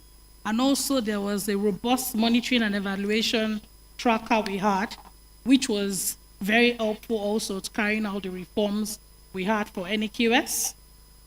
The Pebec secretariats were really helpful because there are times where you needed them and maybe they're busy. They make out time to actually have this personalized call with us, interface with us, and ask what our challenges were. So I would like to also, now what we do is to issue certifications for it to meet international standard outside the country. That's what we do. Right, I'm to stop the panel in just less than 2 minutes. So, Dr. Tuti, just very quickly, what did you do differently to improve the... when the reforms, we equally gauge position to welcome. Less than 30 seconds. Okay. We are basically 30 seconds. Okay. We are basically, we already did benchmark and said, okay, how can we improve for that? How do you ensure launch? Can we improve for that? How do you ensure launch? Careful support, implement them fully. So you can still talk about implement them fully. So you can still talk about it. Also has to collaborate with other agencies. And most importantly with the Minister of Finance and Coordinator of the Economy, because of as our supervising minister. Then we have a collaboration as well with agencies like the NPA, PAN, and a lot of other agencies that operate in the seaports. All right, the next question will be for Dr. Mo. What key lessons did you learn? Even though you were slow learner, what key lessons? Very quickly. Yes, Excellency, and really, from time to time, you have a target, you go back and revise it, and you work together. I think it was teamwork, collaboration, and a strong and relentless focus on results. All right. Thank you very much. Please, a round of applause for our panelists. No, you still sit back a bit because I think we're getting into the next segment. So not to worry, just sit down. We're getting now into the town hall discussion, which is very integral. And let me just lay a few ground rules. This town hall will just be for the next few minutes. We've heard from the MDAs here, and I know there are also other MDAs, even in the audience. I see that we have many DGs of other MDAs here present too. This town hall is specifically designed for us to engage in an open and constructive dialogue that addresses the concerns and expectations regarding reforms. We've heard what Mr. Taiwo from Pebec earlier has said. We've also heard what you told us earlier. We recognize that this next segment, which is the town hall session, is crucial for MDAs to listen to the grievances and complaints of Nigerians and also get feedback. And during this next session, the town hall session, I encourage you all in the audience to ask questions, to share your experiences, to provide feedback on the reforms that you expect to see, as your impact will also help shape the next round of reforms. Dr. Jumoke Oduwole, the Special Advisor to the President of Pebec and Investment, is here. DGs are here, ministers are here, so that we can all listen to ourselves and constructively give ourselves our feedback. So I expect questions, feedback also from the private sector represented here, businesses, non-government stakeholders, government guests as well, development partners. Please also note that you can submit your comments as well as your complaints online to report.gov.ng, and Pebec will collate all your submissions and harness them for the next round of our reforms. You can also visit the website at www.pebec.gov.ng. You can also visit report.gov.ng and all their social media handles. On Instagram, it's at businessmadeeasyng, and on other social media platforms, it's at pebec.gov.ng. So this next segment should be interactive. I'm looking forward to it. Let's work together to create a more business-friendly and attractive environment. So the town hall begins now. So I would appreciate that the mics will be in the room. The way it's going to go, you would raise your hand, you will say your name and your designation, and you have less than 1 minute to ask your question or give a feedback. Dr. Jumoke is in the room. Mr. Taiwo is in the room, DGs are in the room, ministers are in the room, so we can actually take your questions as well as feedbacks. I would also like to hear from Pebec champions, Pebec business champions, as well as NECA, if NECA is in the room, if telcos are in the room. These are people that actively do business here in Nigeria. Let's know where the shoe pinches you. So the town hall starts now. Please, is the mic available now? Who bells the cat? Okay, I can see. We'll take, good. I can see the reactions are coming. We'll take the first 4 questions, 2 from this side, then we can take 2 from this side. Fantastic. Okay. Thank you very much. Go ahead. Your Excellency, sir, all protocols observed. My name is Tobechukwu. Sorry, please, can you amplify? We can't hear you. My name is Tobechukwu Okibo. I'm Chief Corporate Services and Sustainability Officer for MTN Nigeria. First, just one question. I've listened to how the people sitting on the panel has done so well to get to the high percentages. Can somebody please expatiate on how that has actually contributed to ease of doing business for organizations? That would be the first question. My second question will be around regulatory certainty. We have a lot of regulatory... Sorry, please, can you be a bit more audible? We're struggling to hear you here. Yes. Okay, my first question is how all the success that we have spoken to has actually translated to ease of doing business for organizations. And my second question speaks to regulatory certainty, where in doing business you have overlapping regulatory authorities. Is Pebec doing anything to seek a way to ensure that regulatory authorities collaborate with each other? I note that in the presentation that was made, the last three pillars that was spoken to, the middle one was collaboration. What is Pebec doing about that? Thank you. Thank you very much. There was a second hand in front, yes. Please bring the mic to the front. Thank you. And please, the questions should be around what we're doing here today and the mandate of Pebec. It shouldn't be a question around what the mandate of Pebec. What is not the mandate of Pebec? Yes, thank you. Please go. Thank you very much, His Excellency. All protocols duly observed. My name is Dr. Meka Asebu, Assistant Controller General of Quarantine. Mine is not a question, but in line with the question you asked my colleague up there about NAQS, which she answered very well. I just want to add, apart from facilitating trade, NAQS, Nigeria Agricultural Quarantine Service, is also an agency mandated to safeguard the nation against diseases and pests of agricultural importance. It's very important we know that, because apart from us doing that, it's the disease aspect and pest that brings good marketing and strategy to this country. Thank you very much. Thank you very much. Okay, because that was not a question, actually. All right, let's come to this side of the room. I see two hands here, please. And please, this town hall is really about asking questions.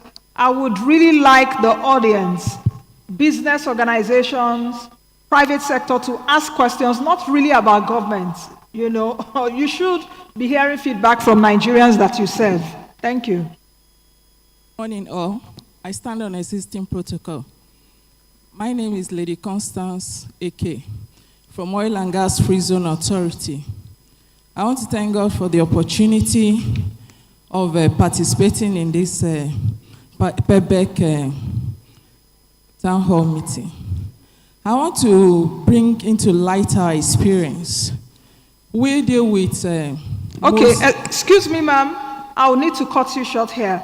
We have ground rules. We don't want to hear from MDAs now. What this town hall is really about is to hear from Nigerians. It's not about government praising yourselves. Do you understand what I mean? So please, let's get questions from Nigerians that are here, doing businesses, small businesses. That is what reforms are all about. Thank you. Please, another hand, someone that wants, good. Thank you. Yes. Hello, everyone. Good afternoon. My name is Ibrahim Imam. I work at Dangote. I do group corporate strategy at the Dangote Group. I don't have a question this morning. I have a comment. It's quite interesting what Pebec is doing. I think that largely most businesses, large, small, medium scale, have the same peculiar kind of concerns, which are annually, and have something that expect your businesses as the years stretch on. It might give you ideas about diversifying mergers, acquisitions, even increasing capacity in some form. So it's a very nice initiative, setting up Pebec, and I like what I heard here today. Thank you. Sorry, I have also the BOA group. Sorry? BOA, the Okay. BOA group. Thank you. You chose to introduce me. Thank you. Your Excellency. My name is Engineer Dele Abue. I represent the BOA Group. I'm the Managing Director for BOA Foods PLC, one of the foremost food business in Nigeria. My question is to request from the panel members the result we've seen and the activities you've carried out. When should we, as organized private sector, begin to see the effect? And of course, we are happy to see that we have this opportunity to give feedback and also to report through the digital platform what our experiences are. But when should we begin to see what we actually want to feel the effect of all of these reforms that has happened? Because it's one thing to have it done, it's also another thing to see it being executed and implemented on the front line. Thank you. Sorry, please, I'll crave your indulgence to speak again because I can see that the panelists couldn't hear you. I'll keep it simple. The work you have done, quite excellent. We are very enthusiastic about it. It will help to promote what we do on the organized private sector, as we did say. What we are asking is when should we begin to see the effects in terms of execution and implementation? Let's quickly go into Technical Corporation, GIZ, as the business enabling environment advisor. A lot of the would be next to present, so I guess she would also answer questions around the ease of doing business and the question around the regulatory certainty that the person that asked from MTN, the question around turning effects into reality. That's what you discussed earlier in terms of putting it into reality. That would also be answered, I guess, from Dr. Jumoke when she comes up. There's also one very important issue which was raised, that how do we begin to see this framework, all of the things that the MDAs are doing, how do we begin to see the frameworks cascade into states? Because states are really where those businesses are. So how is the federal government going to, get the states involved to make business more friendly and attractive in states? As well as the lady from UBA asked, the institutionalization of the reforms. And I know I asked a question around that earlier in terms of longevity of the reforms. How do you institute those reforms? I think the majority of these questions will be answered by Dr. Jumoke Oduwale. Okay, Dr. Jumoke is saying we should go ahead. Okay, so it's really more hands for questions. Then after that, I guess Dr. Jumoke will come and answer those questions too. Do we have other questions? Yes, please.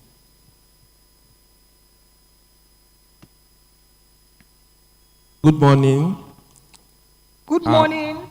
We can't see you from here. Over here. Okay. Yeah. So my name is Christian Anyuku. I'm a partner at Strand and Blam Partners. I'm a lawyer and I work for several companies, especially international clients. So I'm going to speak to my own area of practice and experience.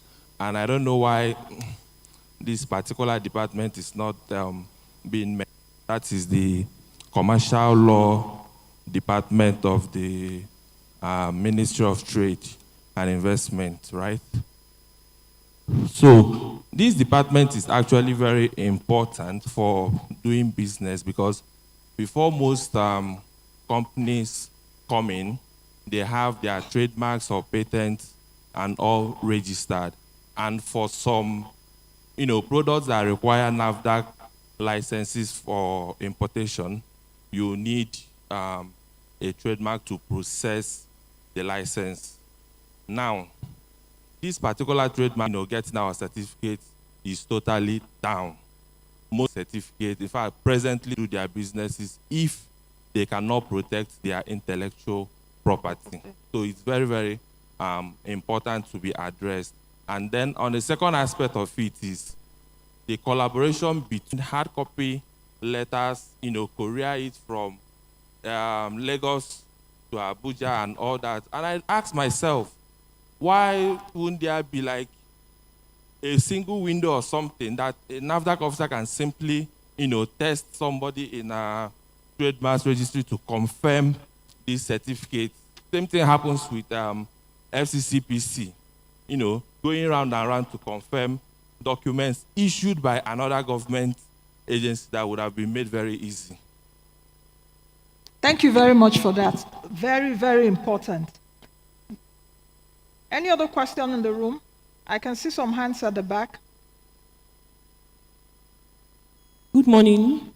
My name is Judith Tete. I'm here on behalf of NECA and on behalf of the members of NECA. I have this question from one of our members. He says that what is Pebec doing with regards to fast-tracking dispute resolutions at the area commands for businesses as it regards ease of doing business? Thank you. Okay. So the question is around dispute resolution. Did I get you right? Okay. Next question, there's still a hand at the back. Yes. Good morning. My name is Eze Obianuju. My question is for Pebec. Thank God for the 90 days RRA drive that have enabled all agencies and MDAs to produce an SLA. Then when it comes to a unique work environment like FAN, I'm a Federal Airport Authority of Nigeria, where you have different agencies, working under different umbrellas. Is there any future plan for Pebec to develop an SLA that will guide operations of these agencies so that, because as FAN, whatever I do is being complemented by what customs and other agencies do within the airport. So I would like Pebec to look towards organizing an SLA for these agencies to work and remove some bottlenecks that will affect, people on at port of entry into Nigeria. Thank you. Okay, thank you. The question is around collaboration with other agencies so that one other agency doesn't stop your own advancement of work, as it were. Okay. Next question, I can see. Okay. Yeah. Good morning, everyone. My name is Kemi Ashiru from Flour Mills of Nigeria PLC. And I'm interested in knowing what Pebec is doing in the area of standards harmonization to facilitate exportation. Sorry, please, can you be a bit more audible? Okay, yeah, I was just in environment order.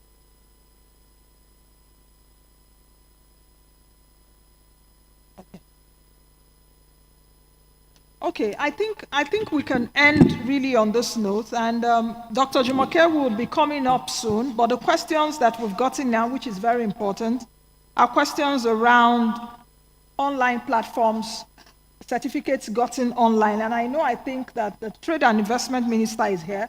The department concerning trademarks and IP are also here, so I think they should have taken note of that.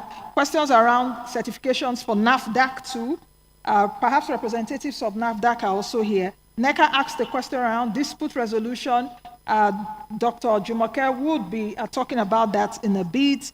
FAN talked about collaboration amongst other agencies. Then Flour Mills raised the issue around the platform. Like I mentioned earlier, it's really about hearing us all the town hall for one reason, to get feed bombs with the MDAs. So thank you very much, panelists, and thank you all for your questions, comments, as well as your opinions. So please, a round of applause, Your Excellencies, governors, ministers, distinguished ladies and gentlemen. At this juncture, let me bring on stage the Special Advisor to the President on Pebec and Investment, Dr. Jumoke Oduwole, MFR. Please, can we give her a round of applause?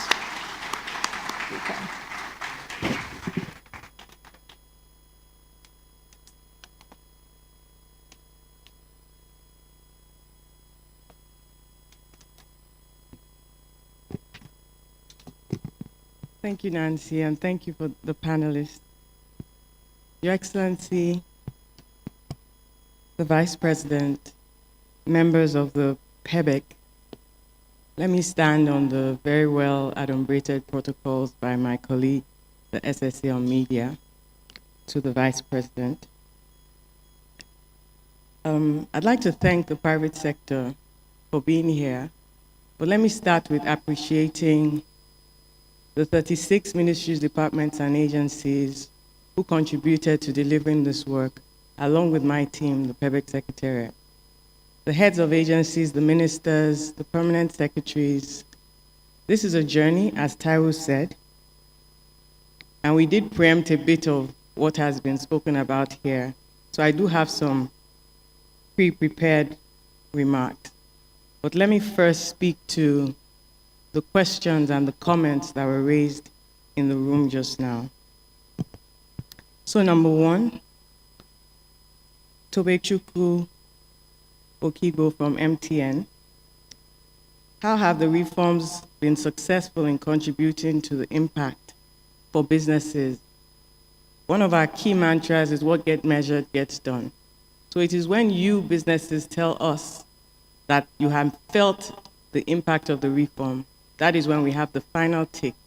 You'll notice that no awards are being given out today.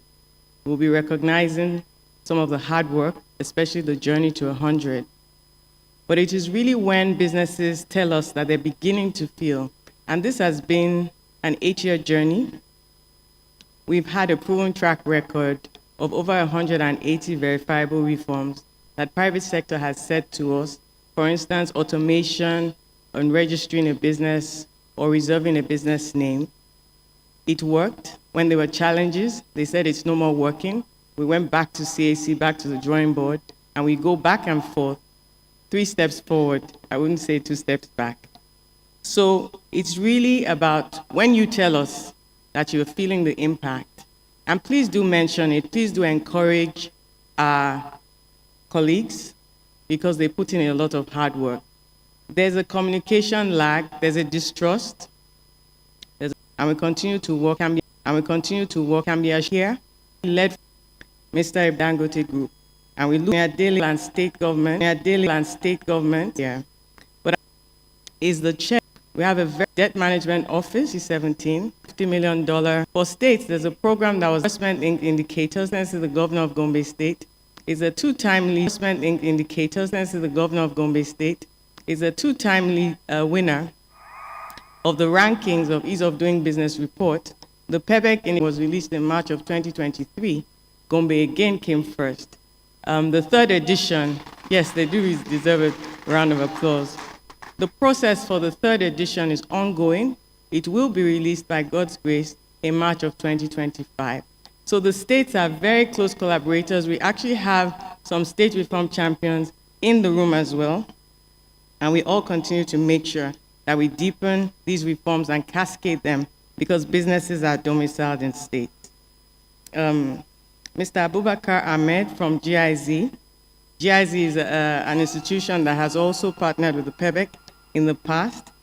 So that basically speaks to what you were talking about. Miss Ire Charles Osamede from UBA, institutionalization of the reforms. This is one of the key tenets of the Pebec, and you saw it from the ending slide that Taiwo presented. It starts from the political will. It starts from His Excellency, Mr. President. You can see His Excellency, the Vice President and Chair of Pebec, here at huge personal cost to really chair. He's here in his capacity because of his commitment as the Chair of Pebec. And you also see several Pebec members sitting on the front row. This is why we're able to do what we do, the political will, and then the several ministries, departments, and agencies, the support from the Secretary to the Government of the Federation, from the head of service, from the agency head, a lot of them very committed, from the permanent secretaries. I really must mention the permanent secretaries, very committed to this intervention. I must also thank, there's a lot of back-end work that goes into institutionalization. The Accountant General of the Federation, make sure that our wheels are well oiled. The Minister, the Honorable Minister of Finance, the work takes money. And so we have back-end, we have support. The Permanent Secretary of the State House, we're domiciled within the Office of the Vice President. There's a lot of back-end support, all my colleagues from the Office of the Vice President, partnering with the Pebec Secretariat and the government as a whole, all arms and levels of government. We have a Supreme Court Justice who is the reform representative for the judiciary on the council.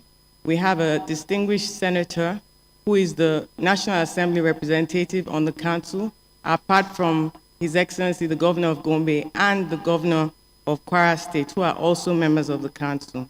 So cascading downwards, it's a whole government of Nigeria intervention, and I really want the private sector to be sure about that there's commitment, there's sustainability, and it's a concrete attempt to continue to deliver continuous improvement. I'd like to thank Mr. Christian Anyaoku, a lawyer, for your comment. It's a fair comment. We get a lot of complaints about the Commercial Law Department of the Ministry of Trade and Investment, Industry, Trade and Investment, the Trademarks Department. The Honorable Minister is aware, she's been hard at work at this. The Permanent Secretary, we had a meeting with him, with the team, and we work with the Trademarks Registry very closely as well. This is something that we continue to take the feedback. Just yesterday and today, we're at the section of Business Law Nigerian Bar Association. We have a booth there to speak to lawyers and to also let them know what they're doing in terms of the Business Facilitation Act of 2022, which codified the first executive order of the last administration. And we continue to push for the implementation of that and other judicial, legislative, and bureaucratic reform. Again, very fair comment about the service level agreements, what we've referred to as SLAs. And when you mention the service level agreement between trademarks and NAFDAC, or between these are very known bottlenecks that's part of what's been benchmarked in the last 90 days and 120 days. So the ministries, departments, and agencies continue to have those discussions. Yes, to be candid, there are a lot of turf wars. Yes, to be candid, there's room for a lot more collaboration, which is why it takes presidential and very high level, the cabinet intervention, to make sure that the boots on the ground, the public officials and civil servants understand the importance of not being a gatekeeper, of collaborating and ensuring that we deliver on the cost. We bring down the cost of doing business in Nigeria. We bring down the time it takes to do business, and we make sure that it's transparent doing business in Nigeria. We do this by working on people issues, on processes. That's why we have a lot of automation, and to a lesser extent, infrastructure, because all the honorable ministers and their portfolios also speak to the larger hard investments in this area. Ms. Julie Ete from NECA, thank you for being here. NECA are one of our partners at the Pebec. They account for a huge number of employers and the jobs they create. Dispute resolution, one of your members asking that what is the Pebec doing? Since 2018, the Pebec has instituted a reform for small and medium-sized enterprises in form of a small claims court. We started with the Lagos State Judiciary, the magistracy, in 2018, and to date, 31 states across the country now have small claims courts for commercial disputes.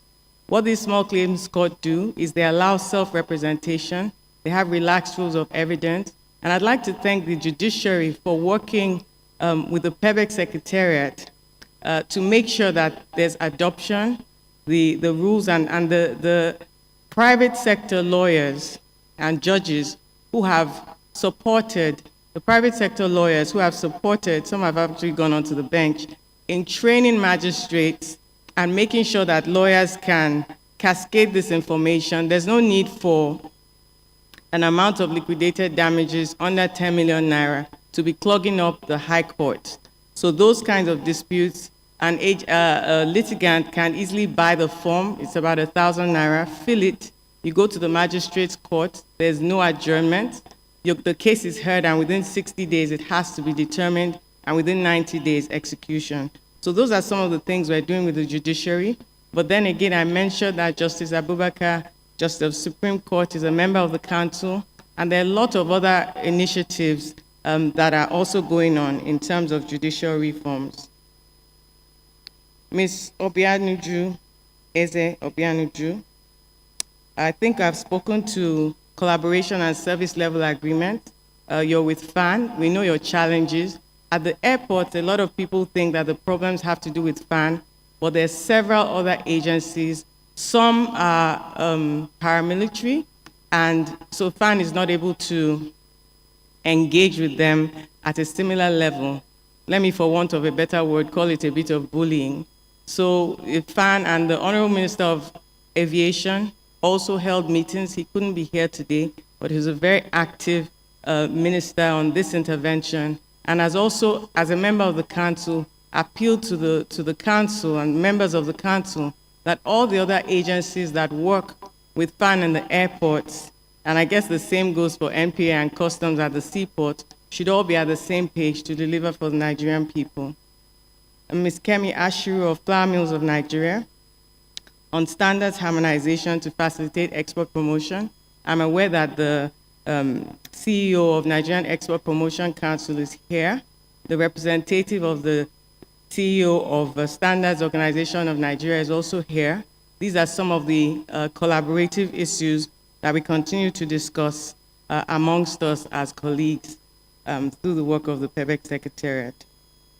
With that, I think I've addressed all the questions, but we'll continue to take more. There's one more?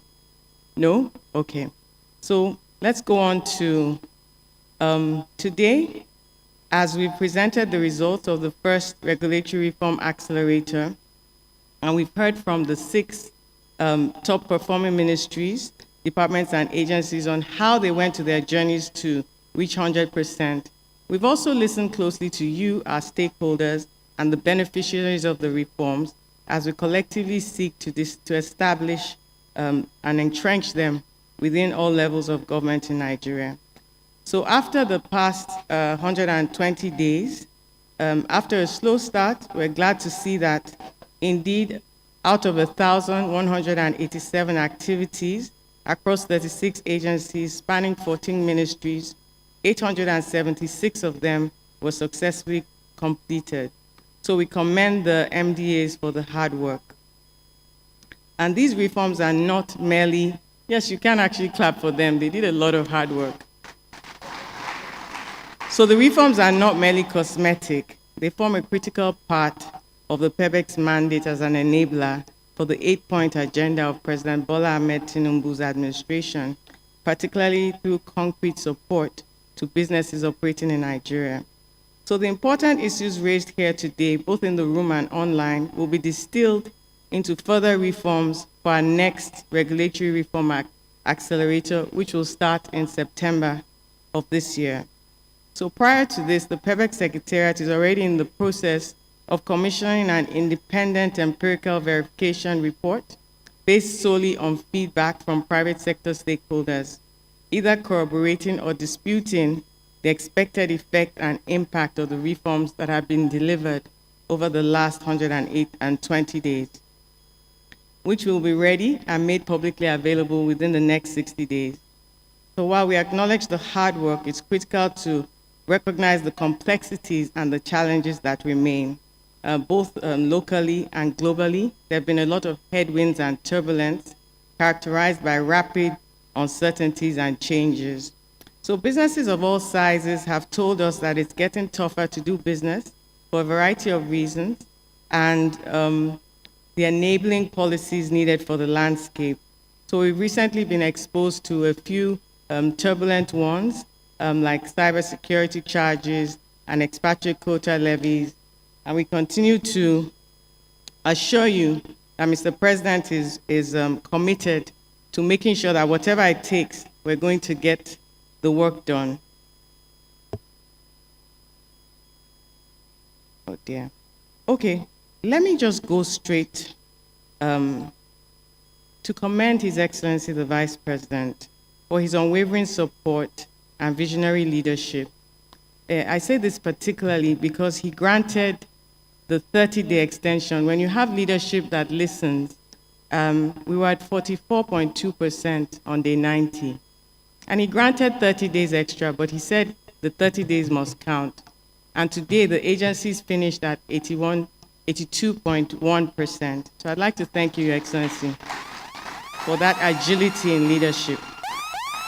And I'd like to just go on now to do the recognitions, because I know time is fast spent. It is therefore my honor and delight to announce the following recognitions and to please ask them to stand for applause. So the most consistent agency, that's Nigerian Export-Import Bank. The agency is headed by Mr. Abba Bello, and it was in the top 3. You've heard their story already. Top 3 throughout the 90 days. Most improved agency will be Nigerian Customs Service, that moved from Comptroller General, we just want to appreciate you, moved from 9.7% and finished at 100%. The most committed, with the most activities, the Nigerian Ports Authority. He is a tenacious leader. He did not stop. He never gave up. He was the one that would call at 2 a.m. and send messages and ask why it's happened, why it's not happened, even when he was in China. And the results were there. The team that was consistency and quality delivery, exemplary team, that would be Nigerian Agricultural Quarantine Service. And I know also what the Honorable Minister put in to make sure it happened. So please rise. Thank you very much.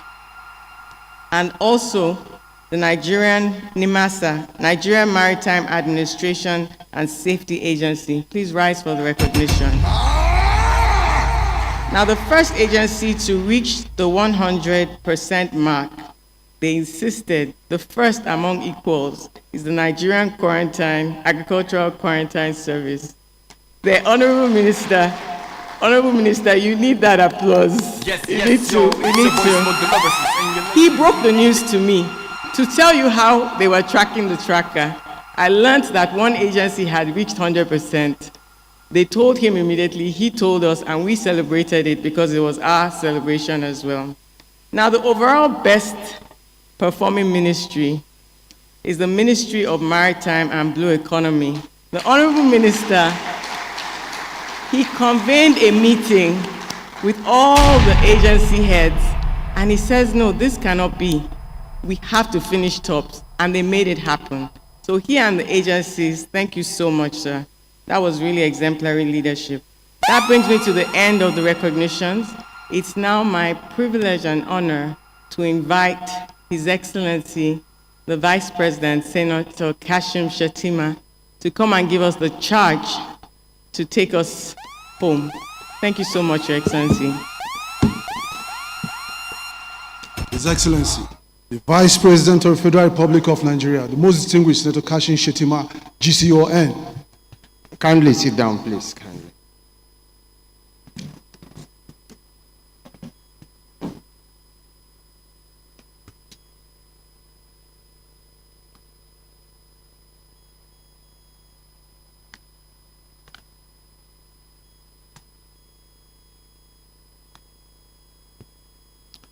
Tai was a special assistant, the senior special assistant. Wore a sneaker, and when I wore a sneaker to the NBA conference, they made a mincemeat of me. So at the next NBA conference, be rest assured that I will again wear a sneaker and go there.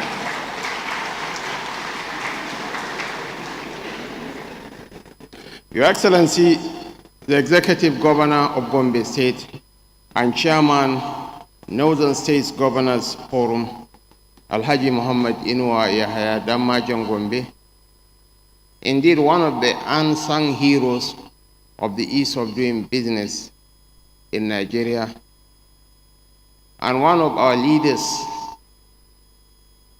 who prefers anonymity and always attends less glamorous events. Your Excellency, thank you so much, and we are mightily proud of you for consistently coming on top amongst your peers in terms of ease of doing business. Congratulations. And Dr. Jumoke, you ought to have celebrated him as well and give him an award. I want to use the Attorney General and Minister of Justice, Prince Lateef Fagbemi, as my point of reference to recognize and appreciate all my colleagues from the Federal Executive Council. The Deputy Chief of Staff to Mr. President, Special Advisors to Mr. President, Permanent Secretaries, members of the Diplomatic Corps, the Accountant General of the Federation, and of course, from heads of MDAs that my friend Stanley Okocha, while he was busy acknowledging the presence of representatives of heads of MDAs, we have a Deputy Governor of the Central Bank, we have the MD of NPA, we have the ND of NIDA, and we have the ND of NIMASA, who went on unrecognized. So my apologies, and for all the MDAs and heads of other heads of extra ministerial agencies, please, you are hereby recognized and appreciated.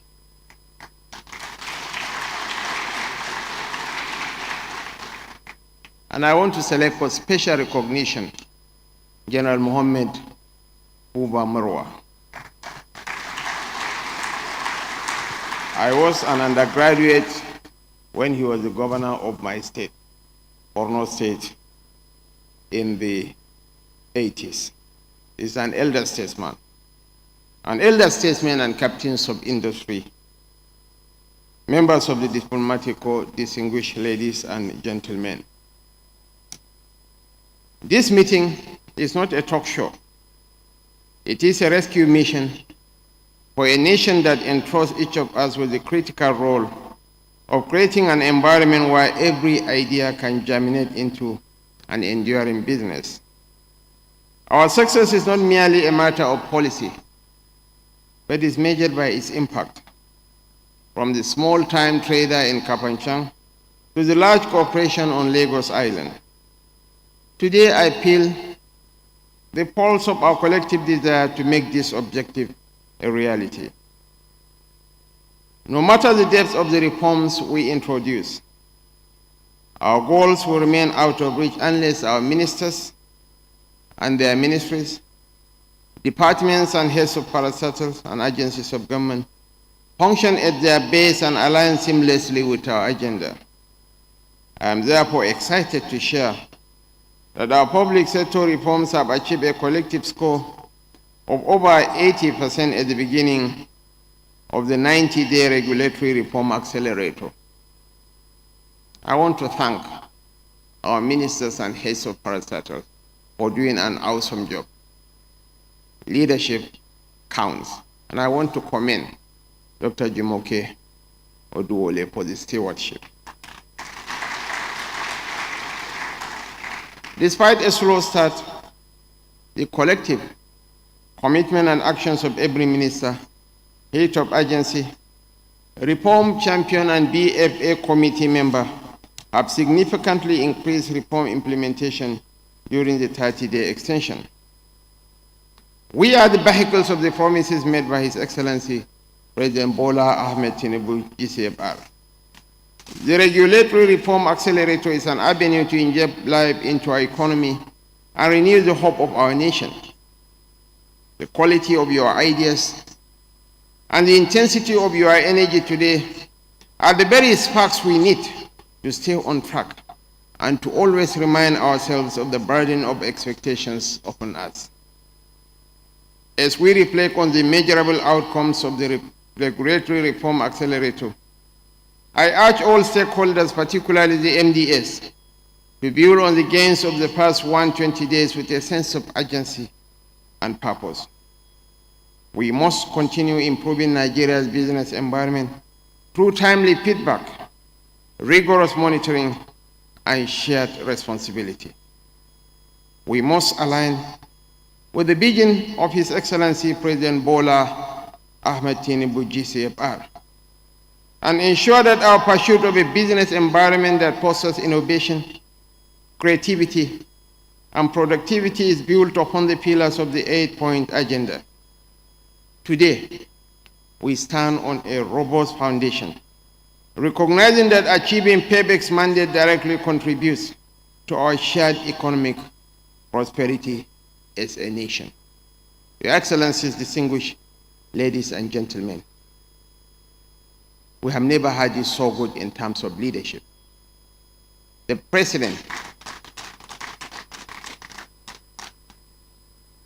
means well for the nation. And most importantly, he is imbued with the skill set to drive change and progress in this country.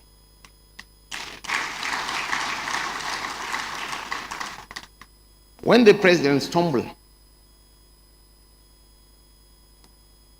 at the May 29 celebration, it's not only disheartening and disenchanting, but stupefying and heartbreaking that some of our countrymen were celebrating. But I dare to put it to you that the hallmark of true leadership is not the ability to lift a bag of cement, but the capacity to come up with robust ideas to solve a nation's problems. One of the greatest presidents of the United States was FDR. FDR, with all his health challenges, was able to shepherd the American economy during the Great Depression and the Second World War. And because of the quality of his ideas, America became a superpower. The accident that confined Mwai Kibaki to a wheelchair did not confine his abilities to come up with robust solutions that made Kenya to record double-digit growth during his stewardship. I can tell you with all sense of confidence that the president we have now is a man of ideas, who is robustly imbued with the capacity. Leadership is about competence. We are not asking you not to question the eligibility of your president's condition, but there is this mischievous fixation on the president's health status. We are not preparing for the Olympics, but an institution that builds on the superiority of ideas. And Your Excellency, this is a man who, when he became the governor of Lagos State in 1999, Lagos was a monstrosity, a huge slum. When you are coming into Lagos through Maryland, there is even a statue that says, "This is Lagos." No one welcomes you to Lagos.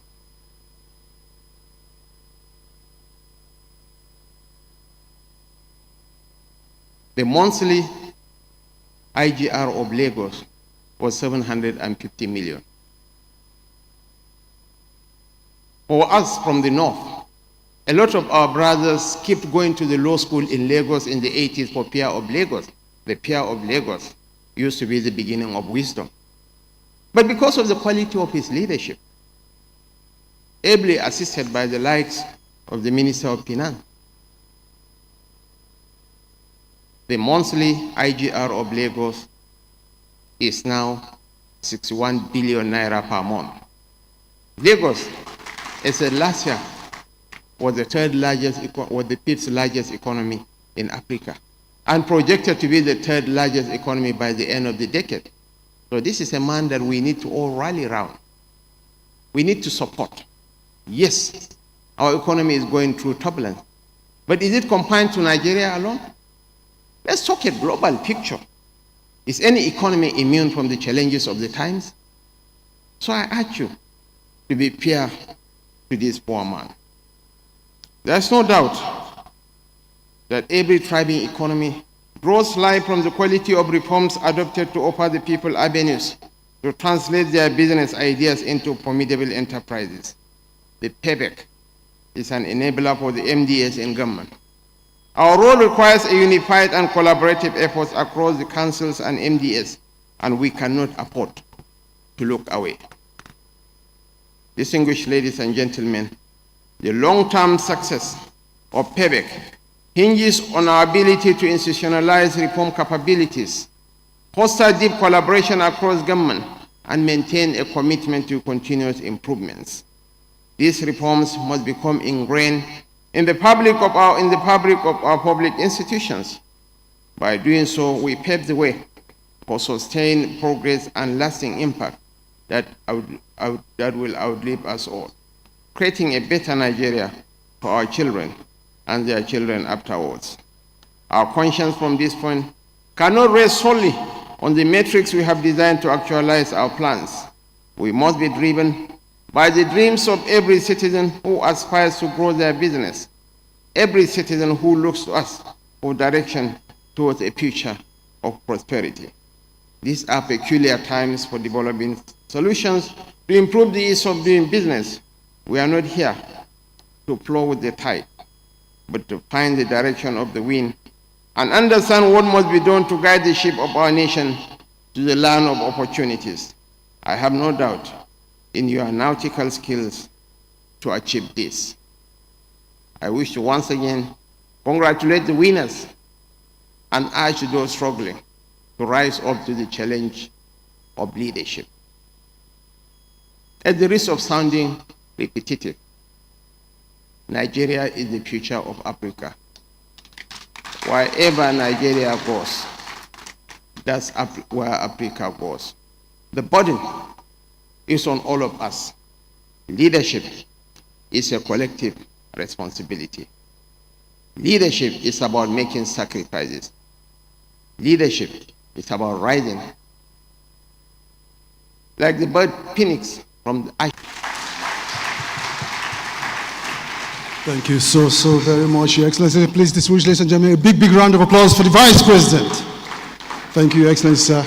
Your Excellency, please, we crave your indulgence. Just give us some seconds, because you will be having some group photographs with our distinguished guests. So please, the first row will take the pictures with the Vice President first. And then afterwards, stakeholders and partners would now come for the second group photograph. Thank you so much. It's been such a wonderful day. Special thanks to all the organizers. Special thanks to our partners, our media partners, stakeholders, the guests, our panelists, each and everyone that has been a part of this very educating and, of course, highly entrepreneurial program. And thank you so much, and may God continue to guide and protect us. See us some other time, but for now, we say thank you very much, and God bless us all. Please, let's get the national anthem ready, because just after the second group photograph, we'll take the national anthem and bring this event to a close.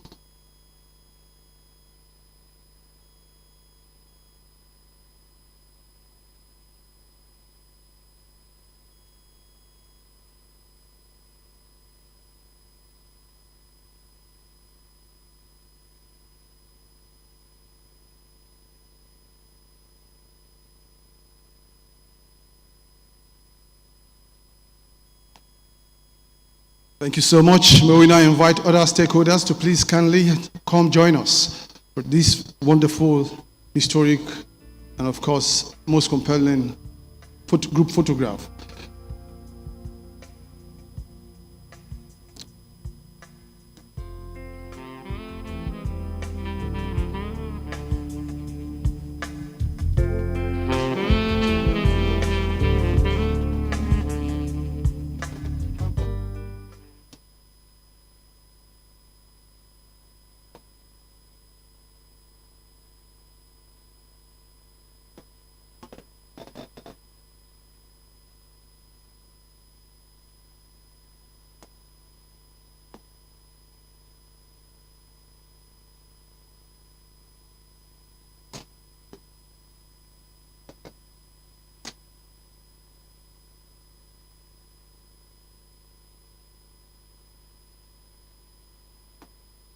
Thank you. And finally, we take the last group photograph with the Reform Champions. The Reform Champions.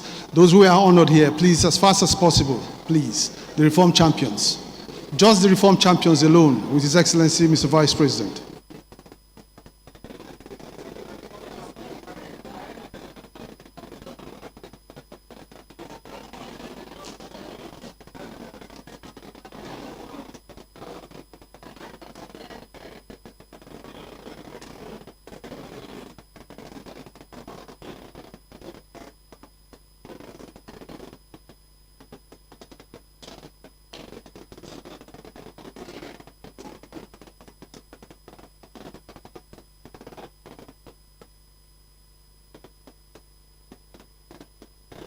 Thank you so much, Mr. Vice President. The national anthem, please. The national anthem.